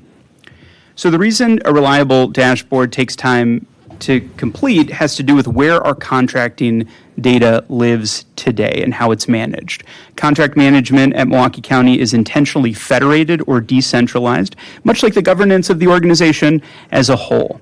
And it has always been that way. In fact, if I can nerd out from a historical perspective for a minute, the contracting is actually at its most centralized than it's ever been in the county's entire history. We've been moving since the establishment of the county executive, second county executive in the nation in 1960. We've been moving towards greater centralization, and yet we want the subject matters in each department and each elected office to manage contracts directly because they are, as I said, subject matter experts in their given policy area and service area. And so they often need to use systems that are best suited to their specific needs. You have different regulations from multiple levels of government and regulatory authorities. The trade-off, of course, is that those systems don't currently speak to one another, don't use the same field definition, so metadata is different, and they can't yet reliably be aggregated. So just a real simple example, just to get it out there, is the field end date. So this is particularly relevant as we've had many conversations in this room about the notion of an expiration of a contract. So in one system, end date reflects the original contract term. In some of our other systems, staff manually update it at each renewal process. So if we were to simply build a dashboard today, it wouldn't reliably tell us which contracts are actually expiring. And our priority is to build something that is trustworthy and reliable for all of the reasons that we've discussed in recent months in this room. So getting to that point requires us to first establish, and we're already working on this, shared definitions, clean all of our data, align our source systems. And as I said, rushing that foundational work could compromise the accuracy of everything that would be published downstream and risk introducing more confusion rather than clarity. So here's what the path looks like. This year, we establish interim reporting and begin developing county-wide contract data standards. This process has already begun. In 2027, we align our source systems and build the data pipelines. In 2028, we build, test, and launch the integrated public dashboard. As I said, we anticipated everyone would want more visibility into contracts sooner than 2028, as we do as well. So what we're doing is preparing an interim contracts report drawn from our Infor system. And Infor, as you may know, is our most complete and automated data set. It is not completely comprehensive, but it does include the majority of our contracts. And there is standardization within this system. So it includes the same key fields that the resolution calls for: vendor name, contract purpose, total amount, annual amount, and end dates. We're targeting delivery of this interim report. I'll rephrase that. We will deliver this interim report to this committee and to the board for the September cycle, after which we'll provide updates on a quarterly basis. We'll keep the board informed as data standards continue to be established and system decisions are made. I'm joined today both in person and online by colleagues from across the county who have been working on this process with us over the past few months. We are happy to address any and all questions that the committee has. Thank you. Supervisor Blinsky, this is yours. How do you feel? Yeah, I had a chance to meet with Director Rowlett earlier on this item, and I just kind of want to reiterate sort of what I told him at that point is that, the 2028 date does seem very far away, and, we could have a different county executive by then, for all we know. So I guess if there's any, if we could, if we gave you an FTE, like, could you get that timeline shortened by 6 months? I think of the benefit of getting one bad contract off the books or getting one better contract improved could pay for that position, right? So, is there any potential that we could do that? Chair, Supervisors, Isaac Rowlett, Strategy, Budget, Performance. I will share my perspective on this, and then I'll also invite colleagues who touch the different parts of the elephant of our contracting system to weigh in as well. I think there are things that could be done to accelerate that timeline. There's off-the-shelf products that we could procure that are used by other governments. Bandwidth and capacity are always a challenge at the county. So either an additional FTE or contracted resources might be able to accelerate that. That said, from my work overseeing our data governance program over the past year, I suspect that the juice would not be worth the squeeze. And the reason I say that is because of the sheer magnitude and complexity of the contracts that we have in place. So, as well as the lack of interoperability amongst the existing systems. So based on my experience here, I think we'd encounter more critical path challenges at those intervals than simply an additional FTE or an additional IT system that would be acquired would allow us to do. That said, again, want to invite, if any of my colleagues have additional perspectives on this to offer, would be happy for them to share as well.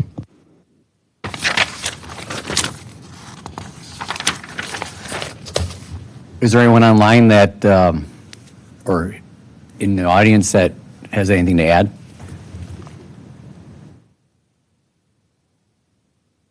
Looks like someone? Yep, Dennis? you can. Feel free. Yeah, Busing? Mr. Supervisor, Dennis Busing, yep. Dennis Busing. Yep, go ahead. Let's see. Contract Administrator, Department of Health and Human Services. We have the point was raised as whether that perhaps adding even just one FTE could make the effort well worth our while to get rid of one underperforming or other troublesome contract. DHHS has a dedicated contract monitoring and evaluation unit. We audit every contract that our department has. Every 6 months, we pay a visit to either the agency or we do a documents audit. So our contracts are monitored very aggressively, and the information that's being proposed out of this system, I don't believe would materially change either the performance or the quality or the risk associated with our providers. So from that perspective, I would be happy to wait and assemble a county-wide monitoring dashboard where we're sure that the data is accurate and that all of our sources are reliable. So from our perspective, we are pleased with the timetable and the interim solution. Okay, thank you. One quick follow-up then. Supervisor. Thank you. I forgot to ask this in our meeting. Is MCTS, would they be included in this once completed, even though, there's the whole thing where they're technically separate, but not separate, but not separate? Chair, Supervisors, Isaac Rowlett, Strategy, Budget, Performance. I believe all contracts that are touched by the county would be included in this, and including those within MCTS, yes. Okay, thank you. All right, see any other questions? All right, seeing none. Thank you. Okay, on 13, do we have Ms. Bronikowski? We do, right there. Yes, right in front of me. All right, we're going to do 13. Item 13, from the Director of Retirement Plan Services, Department of Human Resources, providing an informational report detailing the 2027 Milwaukee County pension contributions for legacy pension systems, ERS and OBRA. This file was also considered by the Committee on Personnel, and at their meeting of June 11, 2026, it was discussed with no action taken, and it is also considered by this committee and is informational only unless otherwise directed by the committee. My legislative aide, Sarah, she does a very good job of keeping me on track. I have all the notes for each item, so I knew you were at pension board from 10 to 12, so that's why I was, all right. Proceed. Yeah, thank you. Thank you so much for the flexibility. Mr. Chair and Supervisors, I'm Erica Bronikowski. I'm the Director of Retirement Plan Services in the Department of Human Resources. My team administers Milwaukee County's 2 legacy pension benefits under the oversight of the Milwaukee County Pension Board. I'm here today to provide an informational report, which is required by ordinance, regarding the upcoming year's pension contributions, that is 2027. I'd like to start off by pointing out that this is strictly for the ERS and OBRA, as they are under the purview of the Milwaukee County Pension Board. As I note that because, as I'm sure you're aware, at the beginning of 2025, new county employees started joining the Wisconsin retirement system as a result of Act 12 and the subsequent adoption of the sales tax. This report does not include WRS because it's not under the purview of the pension board. As I mentioned, this is an informational report, and there are 4 documents attached to the file, which include an explanatory memo, a copy of the letter sent from the Milwaukee County Pension Board to the county executive, and the 2 valuation reports for the legacy pension systems. Those were approved earlier this year by the pension board. So I'm going to focus on the memo, and the other documents are supplemental. I do want to provide a little bit of background, and then we'll deliver the information in the report. Milwaukee County's 2 legacy pension benefits are the ERS and OBRA. Each year, our actuary performs a valuation of those pension systems to determine the funded status and future pension contributions. This process, the valuation process, includes the actuary receiving member data from my office, and then they use assumptions regarding things like mortality, retirement rates, future investment performance to estimate the total cost of all future pensions from those systems. They also determine the cost of the pensions earned in the preceding year, just for the purpose of calculating the employee contribution rates. For this year, the data was pulled as of January 1st, 2026, and the actuary delivered the report in May. The contribution calculation performed in the valuation determines the rates for 2027, so they can be finalized in the county's budgeting process this year. In the report, I'd like to highlight that the 2027 total contributions to the pension systems are $77.7 million for ERS and $412,000 for OBRA. This totals about $78.1 million. Of that, approximately $12.6 million is expected to come from employee contributions, and it's important to note that Milwaukee County's additional 0.4% sales tax that was permitted by Act 12 may be used for making the employer contribution. I did highlight a few other items in the report for your information as well. In 2025, the pension fund had a 13.65% rate of return, so exceeded the plan's assumed rate of return, which is 6.8%. The employee contribution rates have been recommended at 4.9% for general employees and 7.3% for public safety employees in 2027. And finally, the ERS is 71.3% funded, and the OBRA system is actually over 100% funded. Those are the remarks I prepared, but I'm happy to answer any questions that you have. Any questions? Supervisor Blinsky. Thank you, Mr. Chair. My question is, when do we have any idea whether when people transfer departments or if they move into a new position, whether we could sort of put that on paper to look like a new hire so that they could move into the new pension sooner? Right. That's a good question, Mr. Supervisor. Change a title here and there. Unfortunately, the IRS prohibits employment changes that are not bona fide employment okay. changes. So it was a legal thing. Yeah, we are limited to the. Essentially, we couldn't do that. You couldn't, like, as an at-will employee, terminate them and then hire them the next day? To answer that question, I would reiterate it would have to be a bona fide employment change. They couldn't be like premeditated or anything like that. I would also note that it will not change which pension they're in. It wouldn't. The population is frozen as of December 31st of 2024. Got it. So they wouldn't allow them to, okay. All right, just thinking creatively. All right, thank you. I love that. That's great. All right. I like the idea. I like the thinking. That's good. Thank you very much. All right.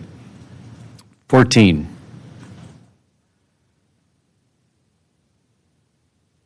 Item 14, 2026 Adopted Budget Amendment 23 from the Comptroller, Office of the Comptroller, providing an evaluation of Dayforce consolidation between Milwaukee County and the Milwaukee County Transit System, MCTS. This file is considered by the Committees on Finance and Personnel, and the Committee on Personnel is already met, so this file was not scheduled for that committee, and it is informational only unless otherwise directed by the committee. You do 15 as well?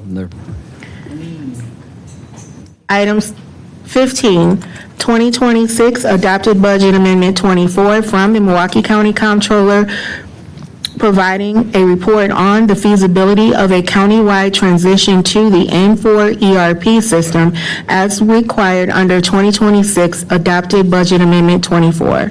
This file is also considered by the Committees on Finance, Personnel, and Transportation and Transit, and this file was not scheduled for either Personnel or Transportation and Transit, and is informational only unless otherwise directed by the committee. Thank you. Chair and Supervisors, Liz Sumner, Milwaukee County Comptroller. I'm here with my deputy, Jim Moon. I will be speaking on the Amendment 23, the Dayforce item. Okay. I appreciate the opportunity to present the findings of our office's evaluation regarding the potential consolidation of the Dayforce environments currently used by Milwaukee County and the Milwaukee County Transit System. Amendment 23 to the 2026 budget directed the Office of the Comptroller to convene the necessary stakeholders and assess the feasibility of merging these systems. Over the past several months, we worked with staff in Human Resources, Payroll, and IMSD, along with Dayforce representatives, to evaluate whether consolidating systems would improve efficiency, reduce costs, and simplify operations. Based on that analysis, consolidation does not achieve those goals. From a financial standpoint, consolidation does not produce savings. MCTS would face an annual cost increase of approximately $201,000. Additionally, one-time implementation costs driven by Dayforce requirements are estimated between $1.8 and $2.4 million, not including systems integrator costs. In short, consolidation would require a substantial investment while increasing ongoing costs without delivering the expected operational or financial benefits. From a technical perspective, Dayforce does not support maintaining two separate Active Directory or single sign-on environments. This means that either both entities would need to consolidate into a single directory, or one would have to transition to multi-factor authentication. We also learned that most existing configurations, workflows, security roles, integrations, and custom forms cannot be migrated and must be rebuilt. Operationally, consolidation would not offer meaningful efficiency gains. Both the county and MCTS would need to operate parallel systems during a transition, which would increase staff workload, extend the transition timeline, and introduce additional operational risk. For these reasons, the Office of the Comptroller does not recommend consolidating the Dayforce environments at this time. We recommend that both entities continue operating within their current systems and instead focus on targeted process improvements. One other item to highlight from the work that has been done on this amendment is that my office has been working to fully understand all of the services that the county is currently subscribed to with the Dayforce application. We plan to meet with the Department of Human Resources and IMSD in the coming weeks to review and potentially find opportunities for cost savings going forward.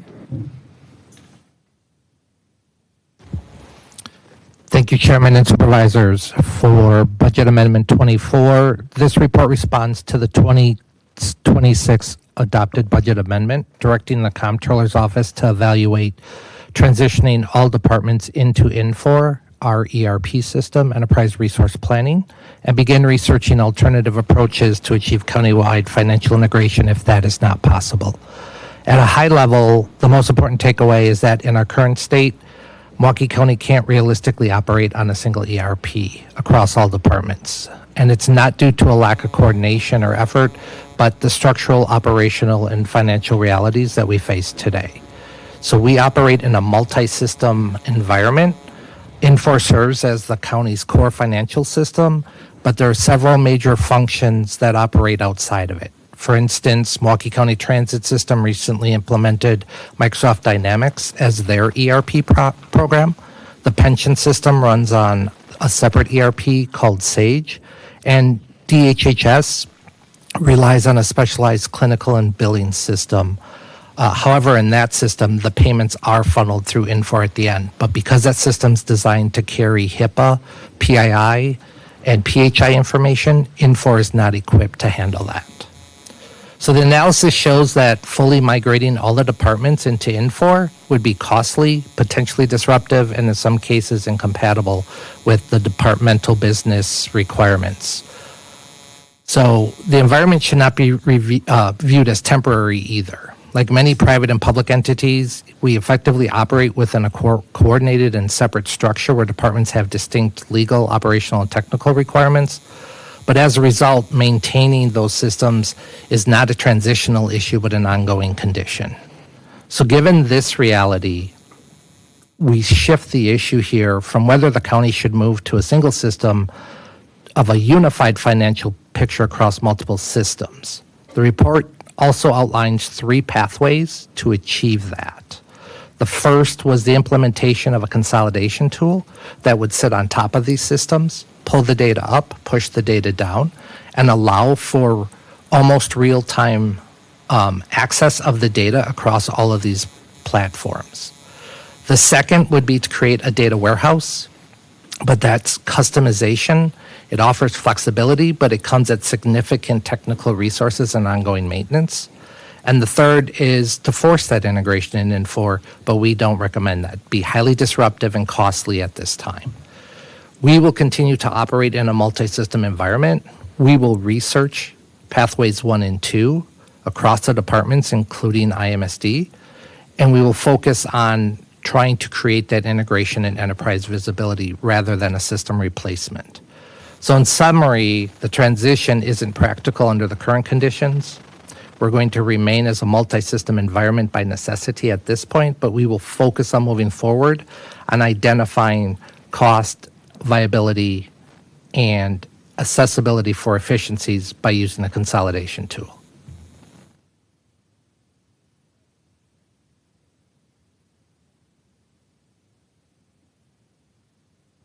Thank you for this research. On 14, I think it was brought up that potentially having one of the departments adopt the multi-factor authentication instead of the single sign-on might be a solution rather than do some of these other things. What are the cons associated with moving one to multi-factor authentication?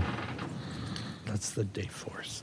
So I believe that with the Dayforce moving to MFA, the cons there are more around individuals who go to sign into Dayforce will need something on their phone or will need a separate password or a separate code key in order to sign in instead of just signing in with their email and having it automatically authenticate through. It's really the difficulty put on the user in terms of having to access that system.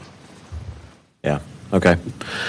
So the genesis of this was we had a department that wasn't really being transparent with their financials, right? And so there was a want to have a more real-time view of like what's going on with the money in that area that we didn't have eyes on, and not just like take a word from a department that wasn't being honest with us in their financial situation. So I guess I'm willing to have somebody have to like annoyingly go onto an app on their phone. If that gives us the look into the finances that we need to make sure that what we're getting from the department is actually the real deal numbers, especially if that really isn't come with a cost, like it comes with an annoying task that somebody has to do, but that seems relatively minimal. Chair and supervisors, just for clarification, the MFA single sign-on related to the Dayforce, not the N4. Right. But we have taken steps with the transit department to implement accessing their financials on a monthly basis. We've created a separate fund in Infor for them to put that data in to give us a better picture more frequently than the past. However, there's a data lag and a time lag there because it's based off of monthly financials, so it's not real time yet. But we have made efforts in partnership with MCDOT and Transit to have better visibility into those numbers for that department faster than we did in the previous years.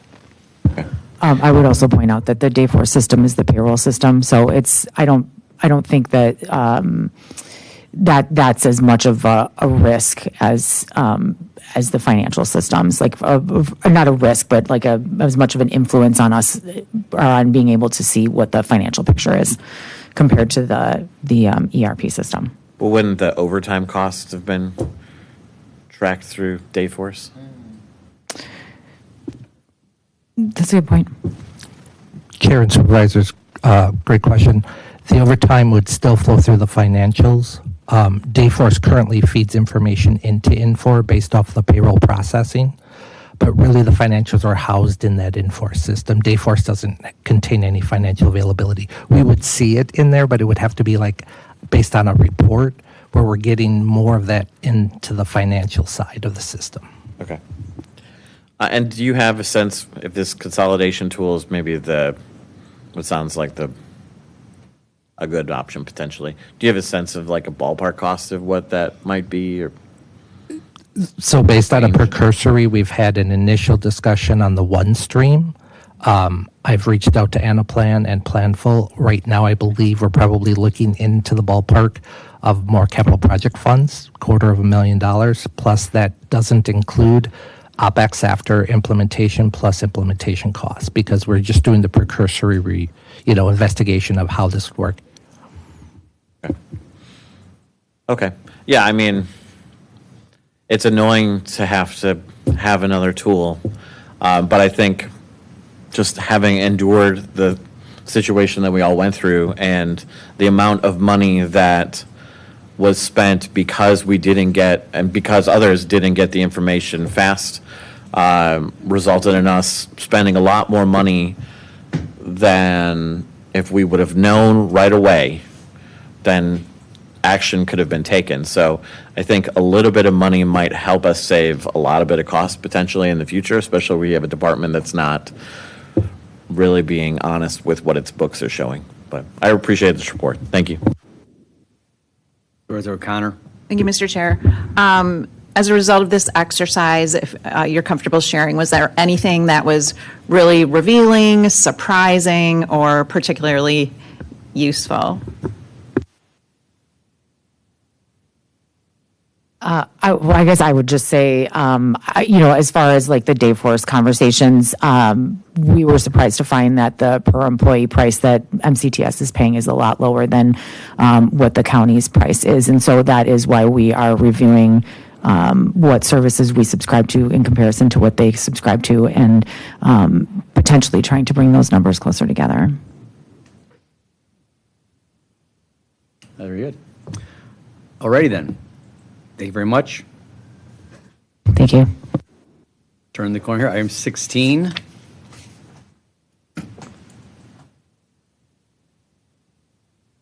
Item 16, action report requesting authorization to execute long-term leases with Easter Seal Southeast Wisconsin for Willow Way Grant and Underwood facilities. This file is also referred to the Committees on Health, Equity, Human Needs, and Strategic Planning, where at their meeting of June 11, 2026, this file was recommended for adoption by a vote of 5-0 and referred to this committee and Parks and Culture.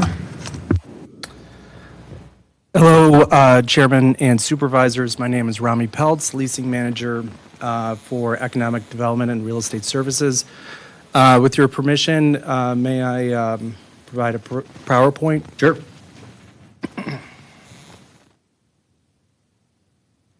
This in 17, it's just smooth sailing. I mean, these would be fast.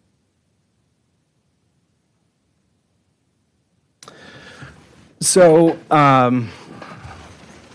I really think this is going to be a home run in your view. This is a request in terms of a long-term lease agreement with Easter Seals for both of the Willow Way facilities. Just high level, there's two Willow Way facilities. One is in Grant Park in South Milwaukee, and the other one is in Underwood Park in Wauwatosa. Oh, not on. Thank you. Sorry about that.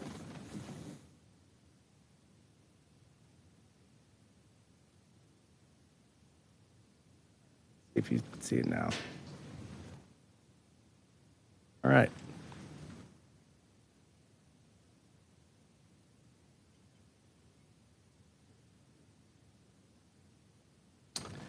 A quick financial snapshot of both facilities. So, in terms of operations, on average, it costs us $113,000 a year to maintain the facilities. And in addition to that, in terms of 5-year capital needs, it's about a $4.5 million prospective capital need. Under the proposed lease, the county would contribute $0 for capital and operating. That does not include splash pads or areas outside of the lease. Easter Seals of Southeastern Wisconsin, with this lease, would assume utilities, maintenance responsibilities, and capital obligations. Some of the main points in terms of the lease terms is it'd be a start date of January 1st, 2027. It would be a long-term lease of 10 years. It would be 2-year, 5-year renewal options. And the rent is $1 annually. And that the reason for that is it's reflective of that Easter Seals is going to be fully responsible for both operating expenses as well as CapEx in terms of both facilities. In terms of a financial commitment up front, they are going to be providing a $50,000 reserve fund. And worst case, in terms of optionality for the county, if things don't work out, we have termination rights.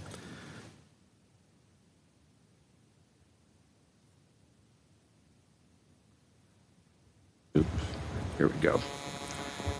Just a quick background on Easter Seals. So Easter Seals of Southeastern Wisconsin have partnered with Milwaukee County for more than a decade. They serve youth, adults, seniors, caregivers, and persons with disabilities. They are a phenomenal organization and a strong partner with Milwaukee County.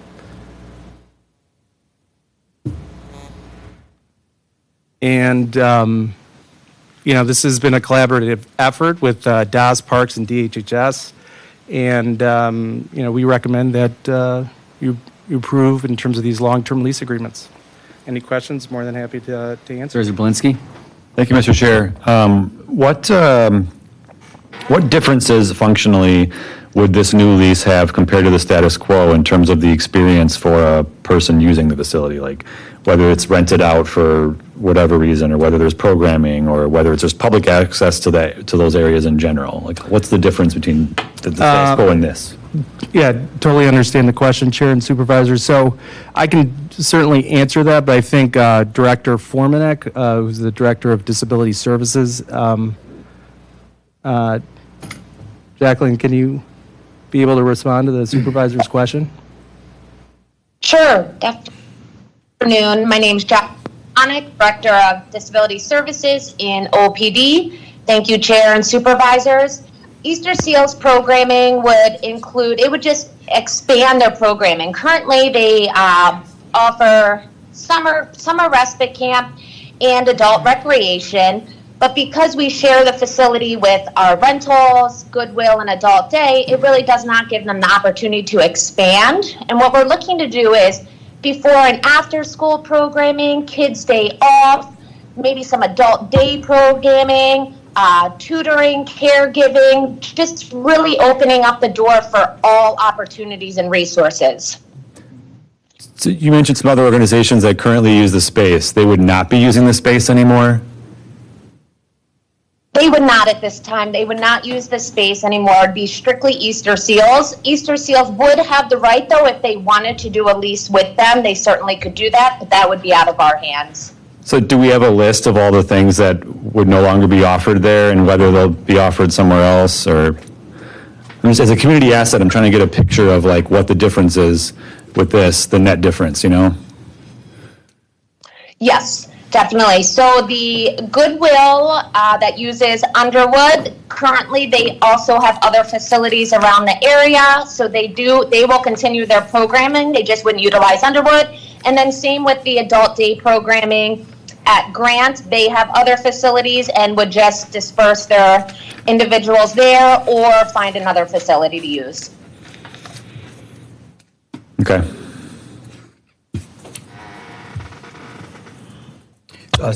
Supervisor Johnson. Thank you, Chairman. Thank you, Chairman Taylor. I move to adopt the resolution. All righty. Seeing no other hands raised, please call the roll. On a motion by Supervisor Johnson Jr. that item 16 be recommended for adoption, Supervisors Rollins. Aye. Johnson Jr. Aye. Martin. Aye. Martinez. Aye. Belinsky. Aye. O'Connor. Aye.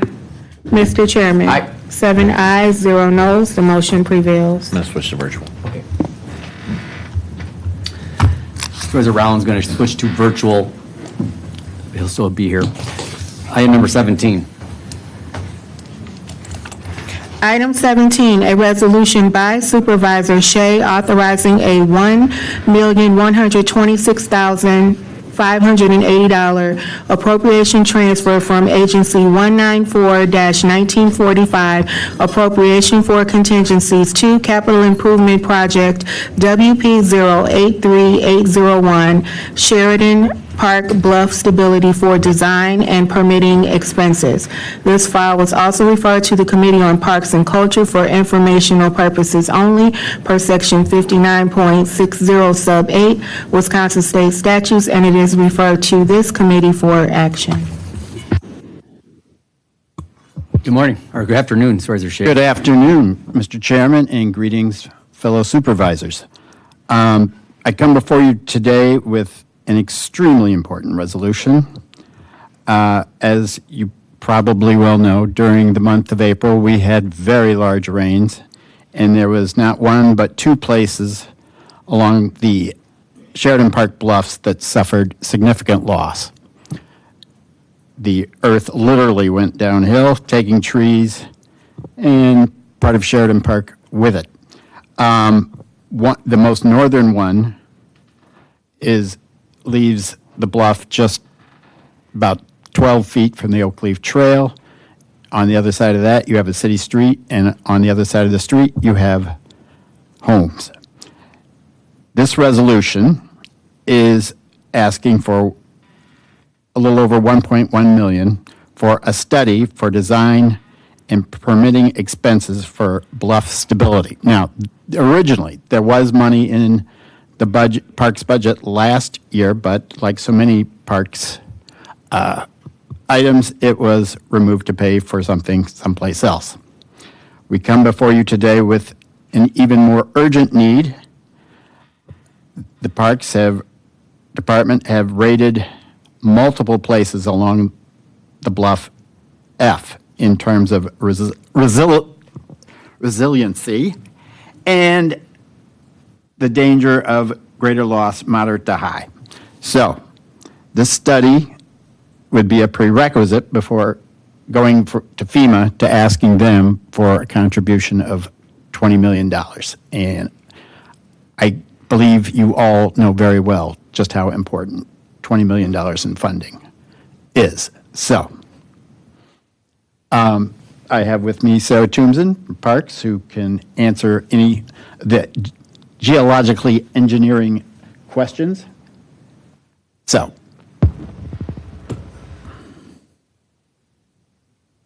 Supervisor Johnson? Thank you, Chairman Taylor. I don't have any questions. Having seen those pictures and how precarious it would be particularly for that individual to sit on that bench. I wouldn't advise it. No, I wouldn't either. So $1 million to the study, and with the possibility of getting $20 million from the FEMA is something that we should do. So I move to adopt the resolution. Okay, I think before I have a number of questions. Supervisor Rowland, but and we also have some members of the audience. Sean? Okay, thank you, Mr. Chair. Yeah. The question I've got, so I guess I'm comfortable with moving forward with this project. I think my question is only about timing and whether or not we should approve this today or whether we should just have this be part of the 2027 budget. We just have no idea what the rest of the year will bring. And my worry is that we'll use the contingency for this and then there won't be contingency money for something else that comes up all of a sudden and we wish we would have waited. So I guess my question is for Parks is, if we fund this now, does this provide us with an advantage? Does the design get done faster than if we wait until the 2027? Like, will we have the time and capacity to work on this year? Chairman, Supervisors, I'm Sarah Tombson. I'm the Director of Planning for the Parks Department. Thank you for the question. So time is of the essence with this project. I can't say how fast the bluff will continue to move, but we would begin the process of design if we had the money in hand, and that would include contracting with coastal engineers who would provide those construction documents to us. We do have plans that are at around 5 or 10% design right now as a result of the bluff study that we did with ARPA funding recently. We are also pursuing, as was mentioned, the FEMA BRIC program request for this project. We have put the design funding in that request as well, just to cover our bases on all possible options for funding. But to get back to the root of your question, we would begin as soon as we had the money in hand. I anticipate that both design, including the analysis that would need to be done, as well as permitting, would take a year.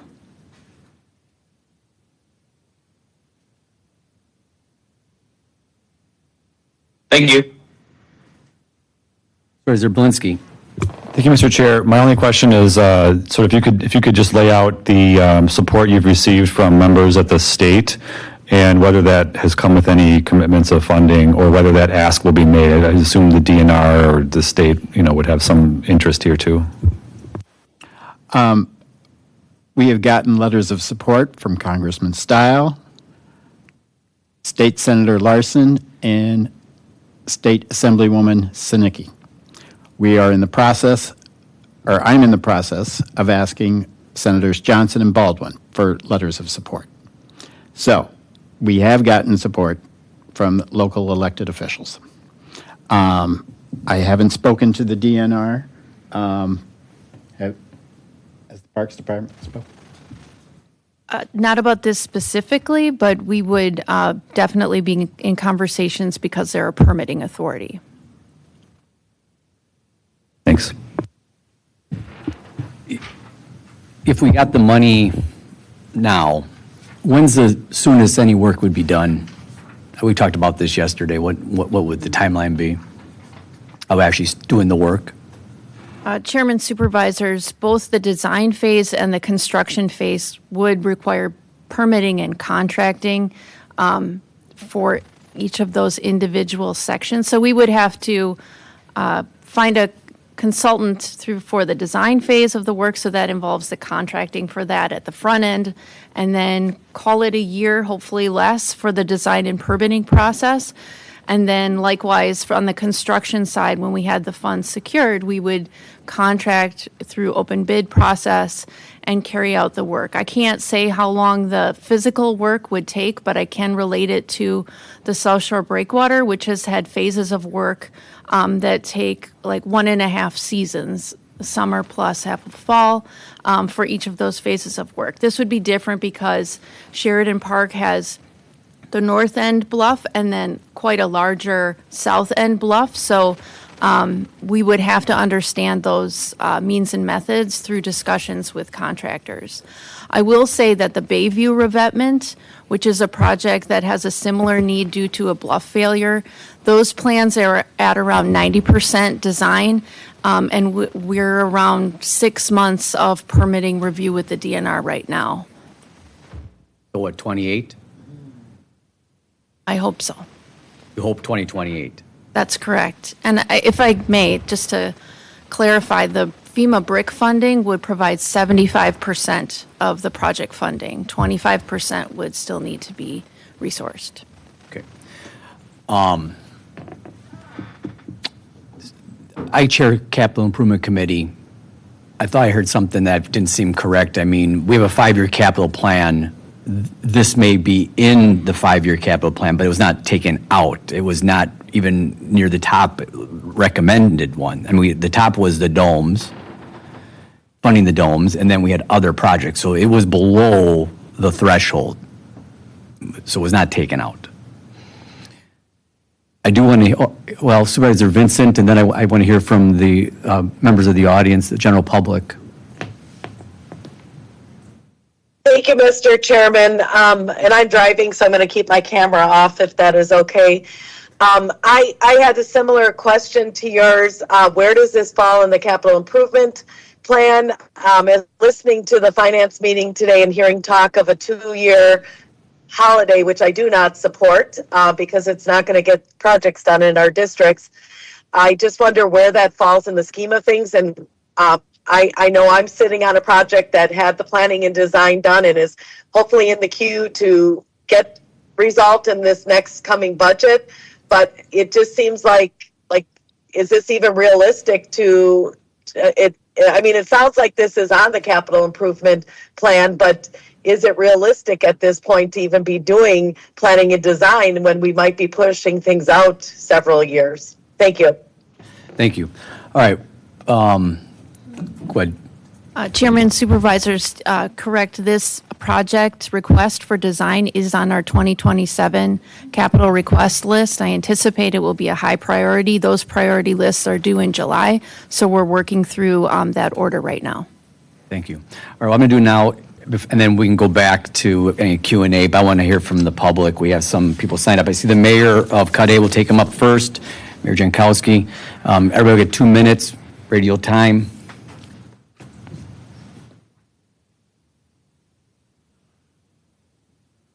Mr. Chair, thank you. Committee members, thank you for taking a few minutes to listen to me. I'm Ken Jankowski. I'm the mayor for the city of Cudahy. To piggyback off Supervisor Shea and Ms. Toomson's commentary, this is of utmost importance. What was not relayed to you is that nobody can ever determine what Mother Nature is going to do.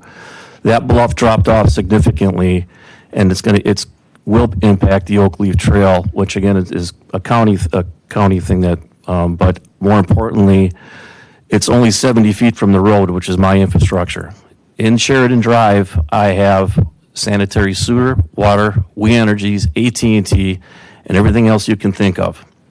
If the bluff erodes in a short order of time, which I believe it will, that's my opinion, all those infrastructures are attached to the homes that are there, which the city would probably be on the hook for. So we did an analysis. We feel that if we had to replace all that, move it, basically buy these people out of their homes to establish, it would run the city $8 million, which I don't have. This is significant. This is an emergency. The sooner we get working on this, the better off everyone's going to be, because as you all know, working with budgets and CIPs, costs always go up, they don't go down. So today the price tag might be $20 million. In 2 years, it could be $30 million. We don't know how that's going to go. Other things regarding this is that we have significant issues with fire and rescue, with people falling off the bluff. As it continues to erode, people get curious, despite fencing, signage, and they fall down the bluff. And now my fire department spends considerable time trying to rescue these people. It turns into a multi-jurisdictional response, where we have to call in Milwaukee HURT team, South Milwaukee, Coast Guard, and we can't even access the beach anymore to get these people out. We have to bring them back up because that road was washed away many, many moons ago. So I urge this commission to please allocate the $1.1 plus million so that we can get going on this and stabilize the bluff. Thank you. Question, any questions? So how many homes are affected? I mean, nature's going to win at the end of the day. Yeah. So, what's being done for the non-Milwaukee County land where these homes are sitting? So some of these homes were built, early on, some were added later, but there's with significant renovation. We've had a revitalization going on in the city of Cudahy. We've got younger families moving in, buying these homes and renovating them it's like nobody ever thought this would happen this quick. I mean, the park belongs to you guys. I mean, we've talked with Guy Smith and Sarah Toomson, at great length about some of this stuff. Our engineers have been looking at this for years, looking if we need to reroute things, where are we going to go? The answer is we don't know. Because on the other side of those houses is Lake Drive, which is it's a state road, not ours. And we work with them closely to get things done, but it's like pulling teeth sometimes too. I would say there's probably in Kirsten Prost this year is probably 12 homes, Kirsten, right around here. Yeah, about 12 homes, and the values of those homes are significant. Thank you, Mr. Chair. My question was, do we determine if the cause of this is just nature and things like that, or is there any connection to all the construction of those giant condos north of the park along the shoreline, maybe causing a disturbance that destabilized the area? And if so, could we sue those developers? If you want to take a stab at it, go ahead. I'm not an environmentalist. I don't work for the DNR. I can't speak to that. My opinion would be no. This is pretty. I think it's strictly nature. It's strictly nature. Yeah. The way, if you look at the bluff via pictures or what you've seen on video from news reports, there's really nothing around there. It's just this is Mother Nature just doing her thing. So. Thanks. Thank you. Thank you. We have. Thank you very much, Mayor. Colleen Grinley.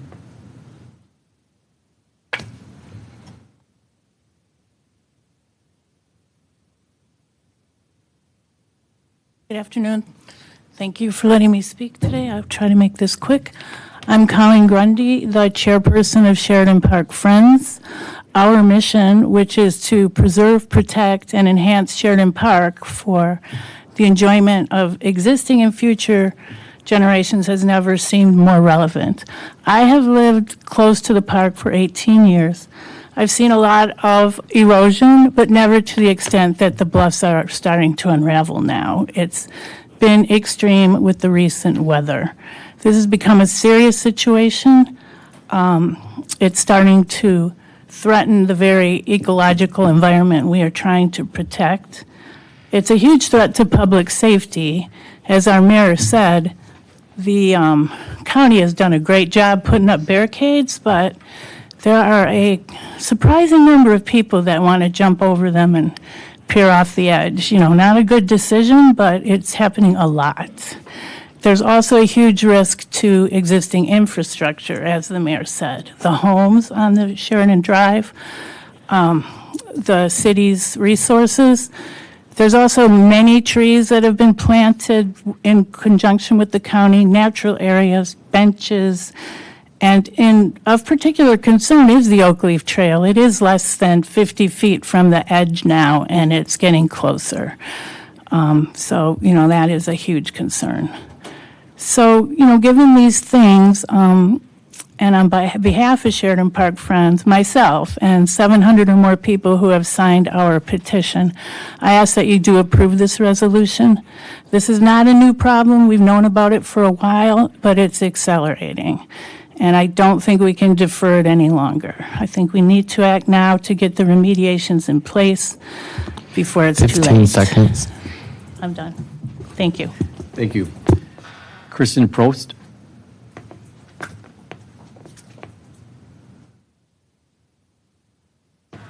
Hello, I'm Kirsten Prost. I am a member of Sheridan Park Friends. I'm also on the Plan Commission for Cudahy, and I appreciate the time this afternoon. I believe getting this resolution approved will strengthen our ability to be competitive in the FEMA BRIC grant process. I also, maybe it's a question for Sarah Tombson that somebody could ask, but I do think that the development north of the park has accelerated the deterioration of the bluff, as well as there's a sewer outflow north of where the bluff is deteriorating on the north end of the park that is accelerating and creating a shadow zone there that Sarah Tombson can speak more fluently on. And then there's a growing field, which is creating accelerated deterioration in the south of Sheridan Park. So it is nature, but there's also man-made causes that I think are creating a need for a man-made solution. And I want to reiterate what Colleen said. I want to ask for your support for this project on behalf of the now over 800 people that have signed the petition. And we actually also pulled Placer AI data and saw that in the last year, over 320,000 people have visited Sheridan Park. And on behalf of all of those individuals, we would like to request your support. Thank you. Maya Dix?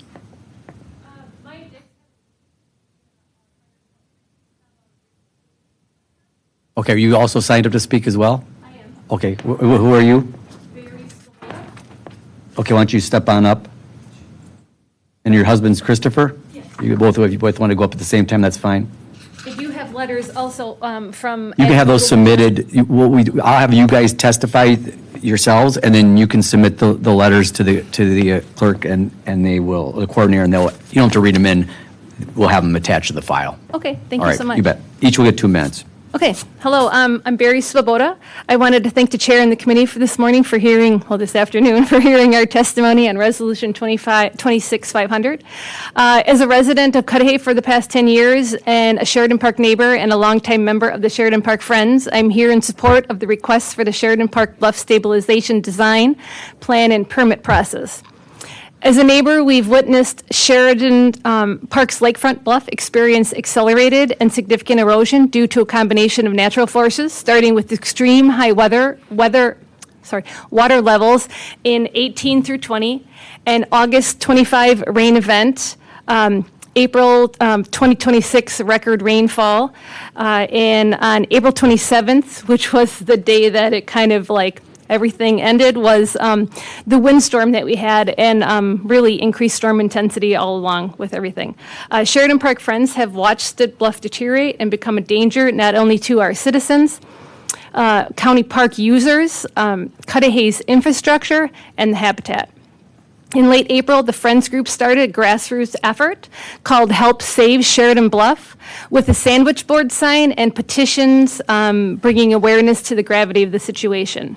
In a few short weeks, the grassroots effort collected about 800 signatures, organized a letter writing campaign to local, state, and federal officials.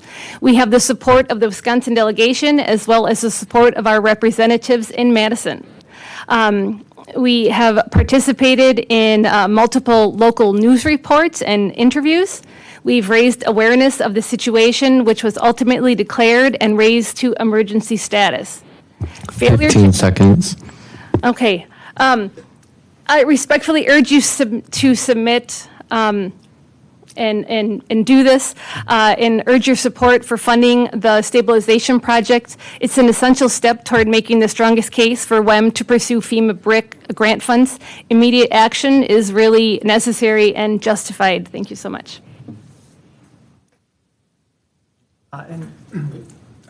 Just turn your, hit the little button, yep. So it's green, there you go. There we go. Committee Chair and members, my name's Chris Swoboda, Cudahy resident. I don't have a whole lot more to add other than the urgency, and the urgency simply being that as we can move this along quickly to get design work done, that's going to help the permitting process with Wisconsin DNR, and as well allow us in a better position with Wisconsin Emergency Management to submit to FEMA and also the BRIC program. So thank you. Thank you. And if you want to hand the written statements, then we'll get that added to the file. We got Layla Islami?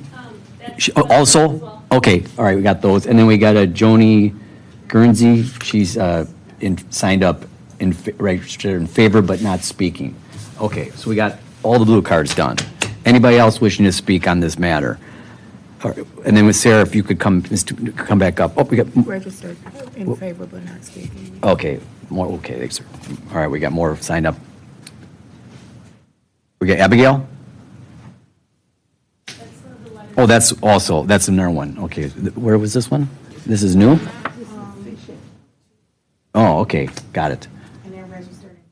Okay, Pam Garvey and Tom Ewig. Okay, thank you. All right, Supervisor O'Connor. Thank you, Mr. Chair, and thanks to everyone who came to testify on this. So we heard from some partner organizations, the City of Cudahy and the Friends groups. It sounds like this is a competitive grant process, so their endorsement is probably helpful with that, getting the signatures that they said, also getting the endorsement of other electeds. Will there be any financial contributions from any of these other stakeholder groups as well, or are we solely relying on this grant application? Chairman, Supervisors, at this time, I don't have other financial funding in hand, other than there was a fund transfer about a month or two ago that reallocated around $200,000, which is being held for the design funding, so the design is estimated at $1.3 million, which is why the number you're seeing today is $1.1 million of a request. The FEMA BRIC program is competitive. We are putting forth 4 applications for 4 discrete projects. This is one of them.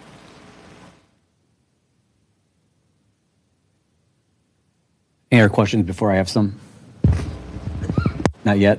You're thinking still? I'm listening All right. because I'm checking off my questions as we go. All right, so when we spoke yesterday, you mentioned that we lose about 10 feet a year.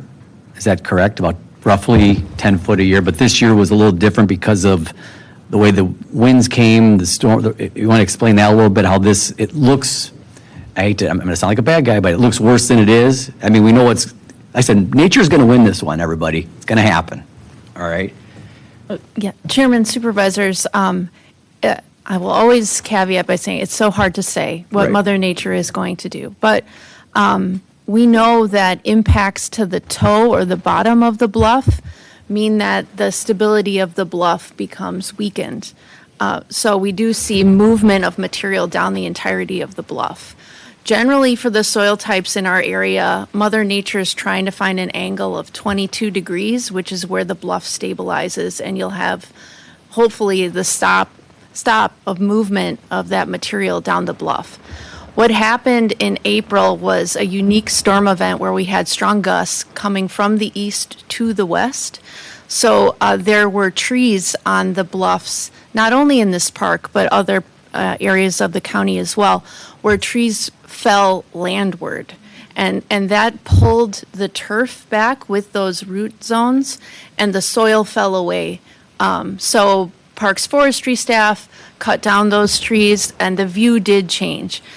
I would consider that atypical for what we usually see for bluff movement. It's usually a result of things happening to the toe of the bluff, and then the whole bluff is moving. In this case, it was from the top, impacting it as it fell away from underneath the turf.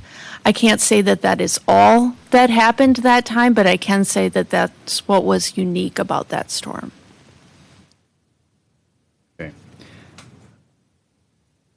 The BRIC, so do we have any idea when we would hear back from the feds on the BRIC application? Chairman, I am not sure. We are still in the process of putting together our application. We're working with Wisconsin Emergency Management closely, and the applications actually go from the state of Wisconsin to FEMA in late July. So we're doing cost-benefit analysis, and we appreciate the help from the city of Cudahy to price some of these risks and impacts. That's all going into our submittals. We have to justify through this cost-benefit analysis that there is much more benefit to doing and funding the project than there is risk to doing nothing and having it impact the lands around it. So that's what we're putting together it's through a FEMA program, but we're working with WEM. I know when you reached out to me, because there's four that we're applying, four different kind of applications. One of them's Bender Park.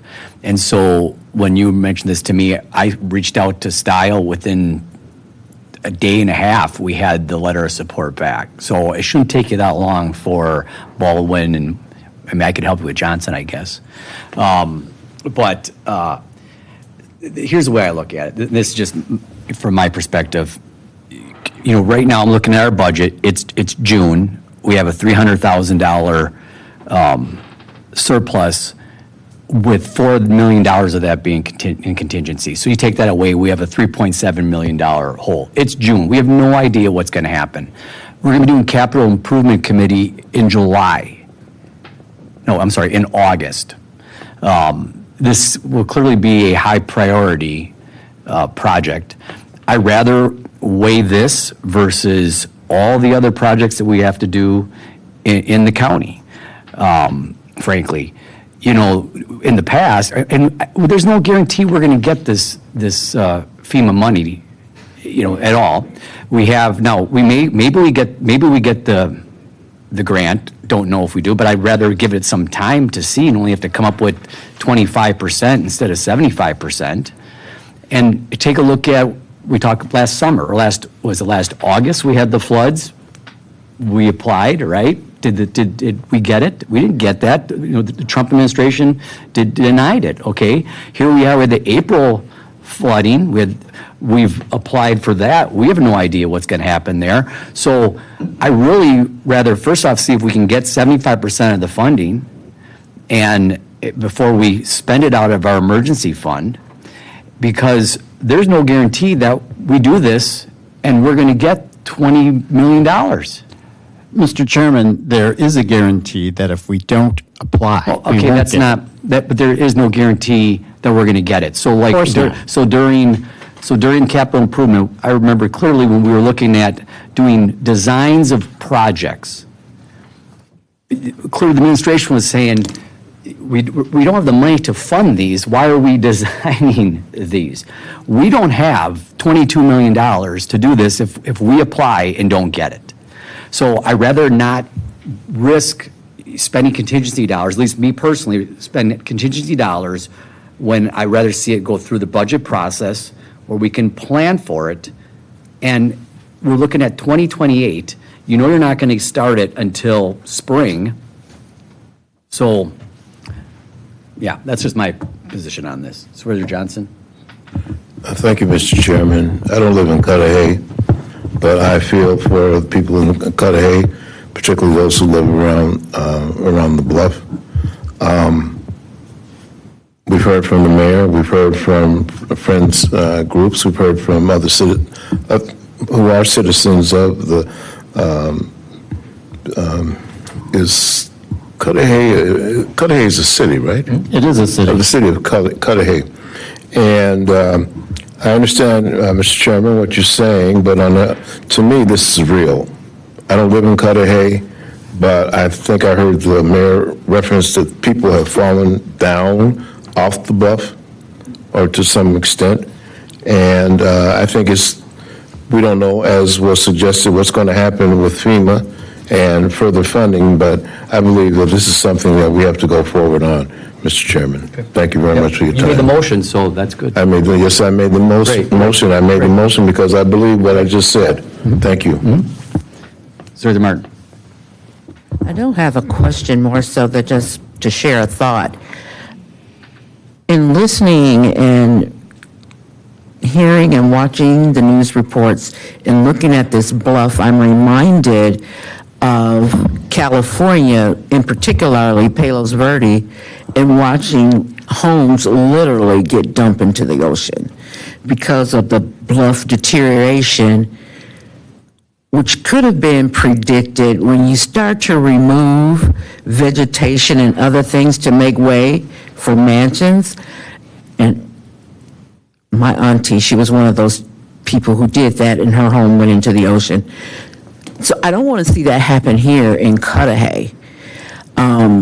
I believe much of the erosion is due to man-made issues, and it's tough because, like the chairman said, we don't know what's coming from July to December of this budget year, but I think inaction may result in something a little bit more egregious. I don't want to see a street just all of a sudden is in Lake Michigan You either. put up the slideshow where on page 8, because that will show you the distance, which is, I mean, it's not the homes aren't falling in the next Not yet, 5. yeah. No. Chairman, Supervisors, if I just Yeah. really brief background, there is a groin field in Sheridan Park that's almost 100 Right. years old. Ironically or not, it was put in because of concerns with coastal erosion at that time.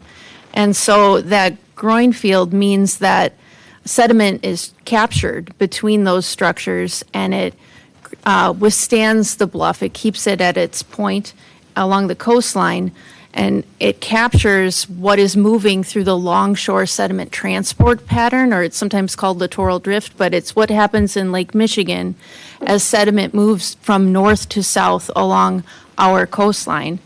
And this groin field also is creating a shadow zone that is essentially starving these bluff areas where we're seeing failure. The groin field itself is a cause, and we believe that as was mentioned, there is an outfall structure just north of where this bluff is adjacent to the homes, and that structure is operating as a groin. And so it is creating a shadow zone or starving that bluff from sediment renourishment.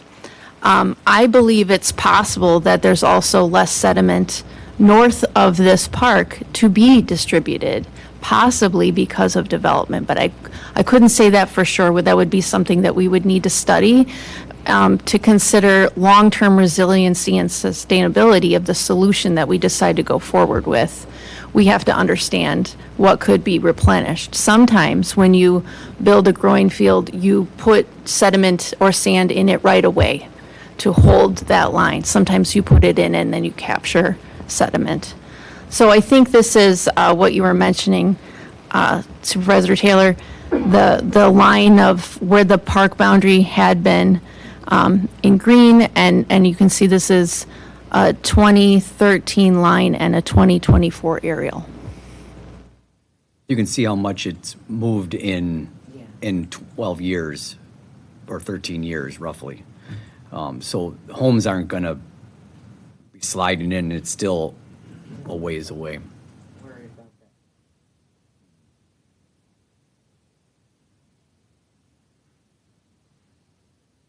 All right, well, I don't see any more.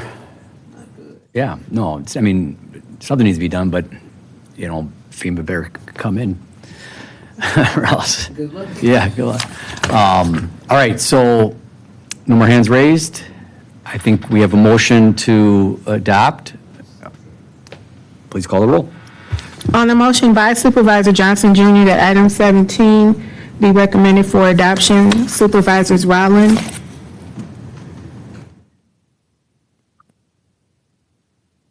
Excuse. okay, Johnson Jr., Aye. Martin, Aye. Martinez, Aye. Belinsky, Aye. O'Connor. Aye. Mr. Chairman. No.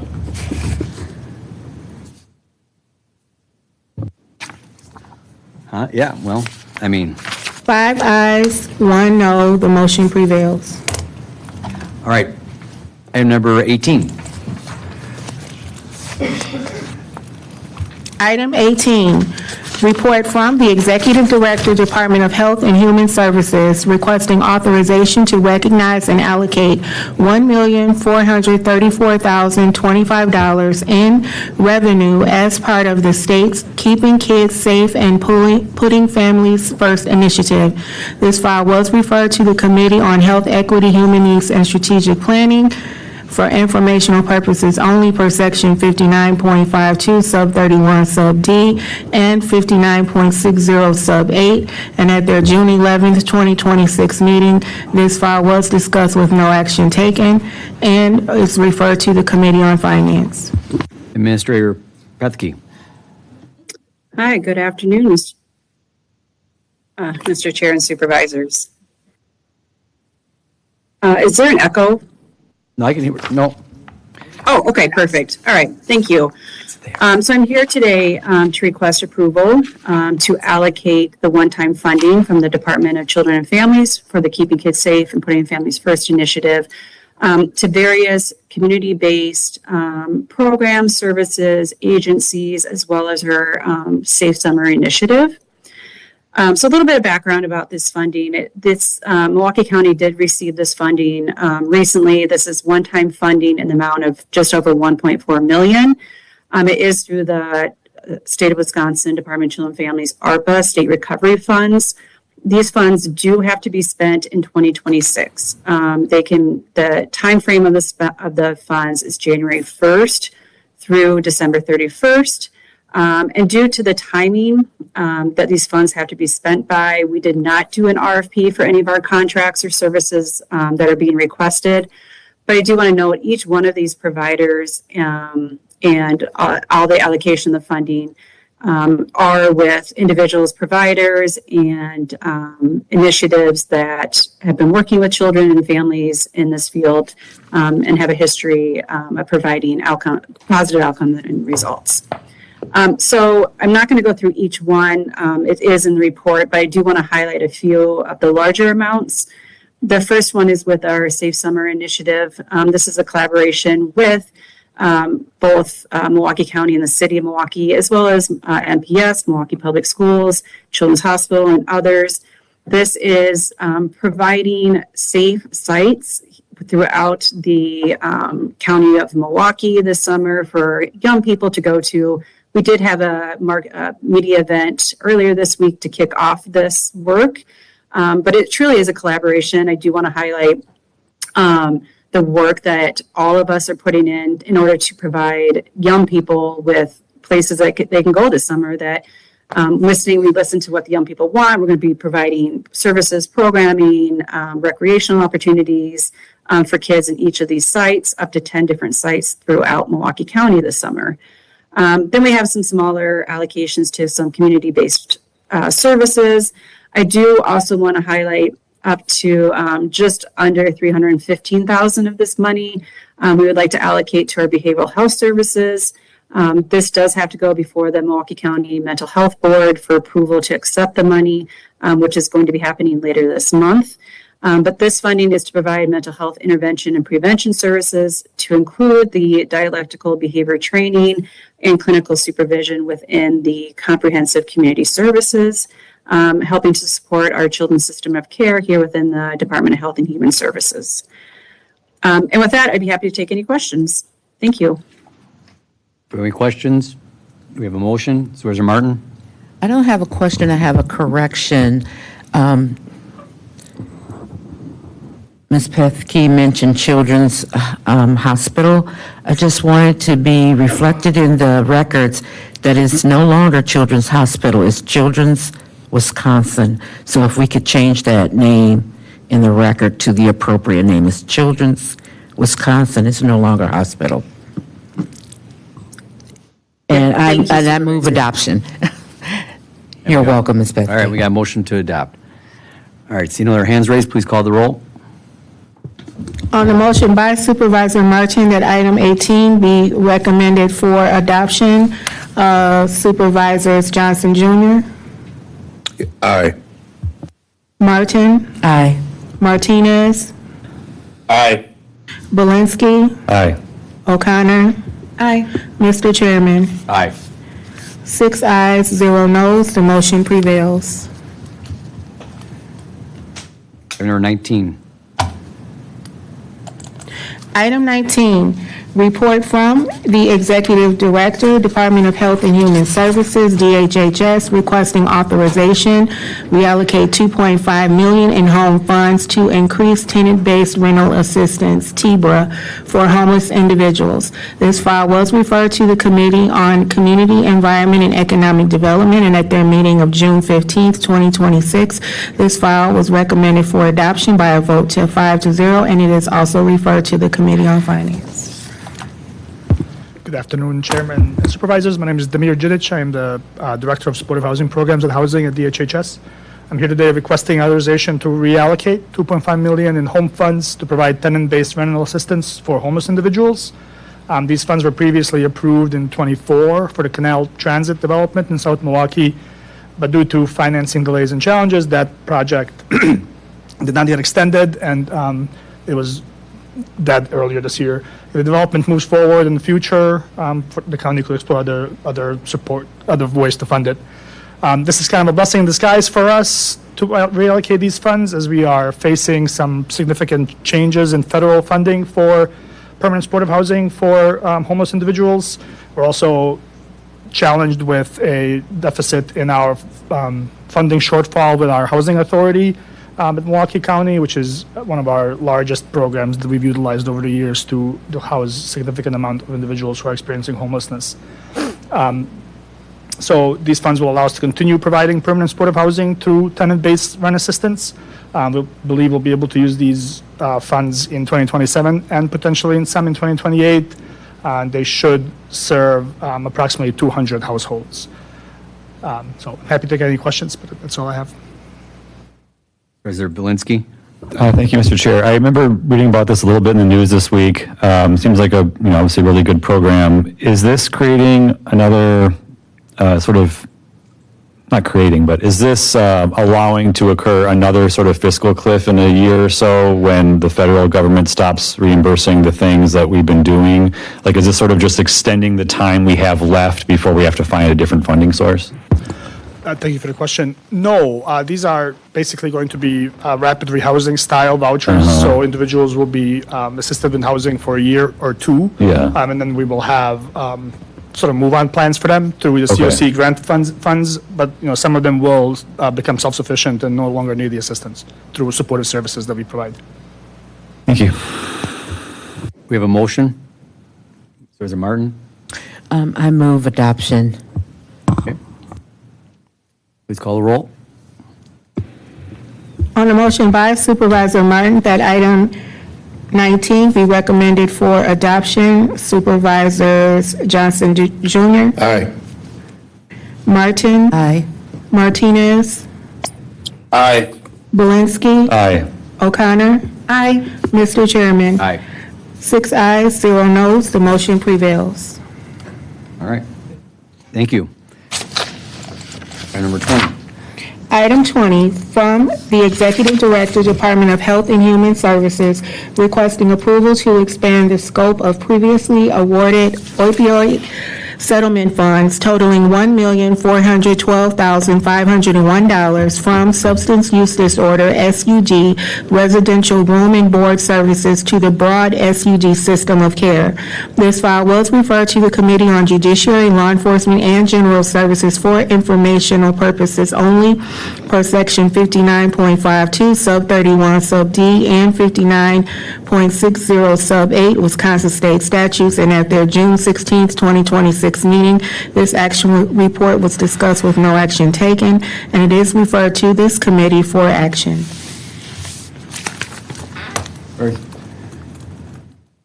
Mr. Foreman. Good afternoon, supervisors, committee members. The item before you is, sorry, what? Go ahead. Oh, I'm sorry.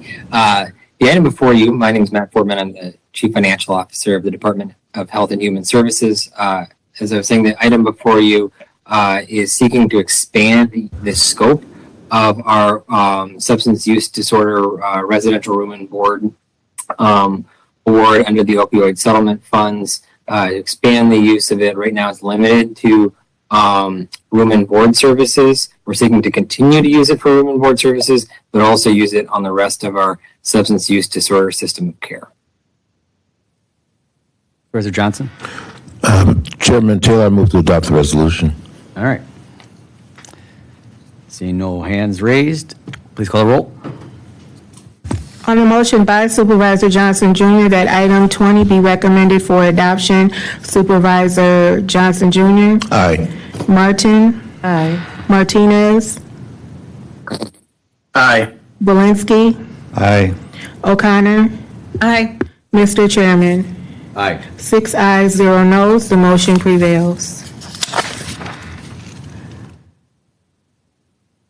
Item number 21.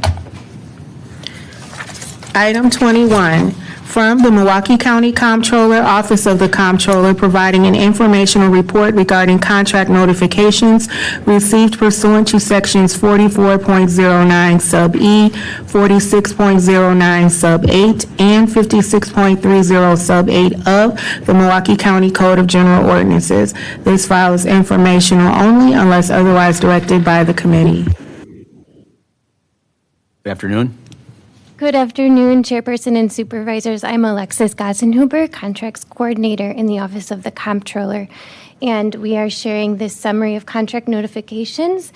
In Attachment 3, a summary of encumbered contracts and modifications approved and activated in the financial system in May 2026. And we'd be happy to take any questions. Supervisor Johnson. Chairman Taylor, I move to receive and place on file this information so that persons can see on the board what's happening with these contracts. Sounds good. All right, please call the roll. On the motion by Supervisor Johnson Jr. that item 21 be recommended to be received and placed on file, Supervisors Johnson Jr., Aye. Martin, Aye. Martinez, Aye. Belinsky, Aye. O'Connor. Aye. Mr. Chairman. Aye. 6 ayes, 0 noes. The motion prevails. Item number 22 and 23 combined, please. Item 22, from Corporation Counsel, Office of Corporation Counsel, providing an informational report regarding the status of pending litigation. This file is also considered by the Committee on Judiciary, Law Enforcement, and General Services, and at their meeting of June 16, 2026, this file was discussed with no action taken. Item 23, from Corporation Counsel, Office of Corporation Counsel, providing an informational report regarding claim and litigation settlement payments. This file was also considered by the Committee on Judiciary, Law Enforcement, and General Services, and at their meeting of June 16, 2026, this file was also discussed with no action taken, and it is also informational only unless otherwise directed by the committee. Good afternoon, Chairman, Supervisors. Scott Brown, Corporation Counsel from Milwaukee County. Not a ton to report. Things are mostly status quo. What I do want to shout out is one of our attorneys, Abby Bluette. She's been with us about 2 years. I think she was maybe my first hire when I got into this position, and she has developed an appellate practice where she's been handling appeals cases for us, which we haven't done in the past. She's successfully argued in the Seventh Circuit in Chicago. She's currently handling 12 appeals for us right now, which we didn't have capacity for in the past, so it's saving us a ton of money on outside counsel. So I just want to shout her out. She's doing a great job. Apart from that, I'll do the OCC cliche and say the reports speak for themselves, and if you have any questions, I'm happy to answer. Great news. Do you have any questions? Anybody has any, no questions? Supervisor Belinsky, you're pondering? No? Okay. All right. Thank you very much. Short and sweet. All right, take care. Appreciate it. Item number 24. Item 24, e-comments submitted to the Committee on Finance via the County Legislative Information Center, CLIC. I haven't been told that there are any. If there are any, we will add them to the files where they would belong. All right. All right, let's see what we got here. The next meeting. Okay, so now July 23rd. Is everybody going to be out of town, or everybody going to be here July 23rd for a team photo? Team photo? I don't have my book with me. I don't know. All right, well, we'll find it. We'll put out a reminder email. Hopefully everybody's here. We can take a group photo. I'll be there. You'll be there? Excellent. Director, we can blame Director Katie. He well-deserved vacation, so we got to give him a pass. But temperature's like this next month, so I can actually wear a jacket. I like her shoes, by the way. I have the Broncos pair just like that. Those are sweet. All right, so July 23rd, and you know what? You guys, great work. Just a little over 4 hours, and this was some heavy stuff we went through. Some heavy stuff. Not a lot of fun. Not a lot of fun, but I appreciate the work and work of staff as well. We're adjourned.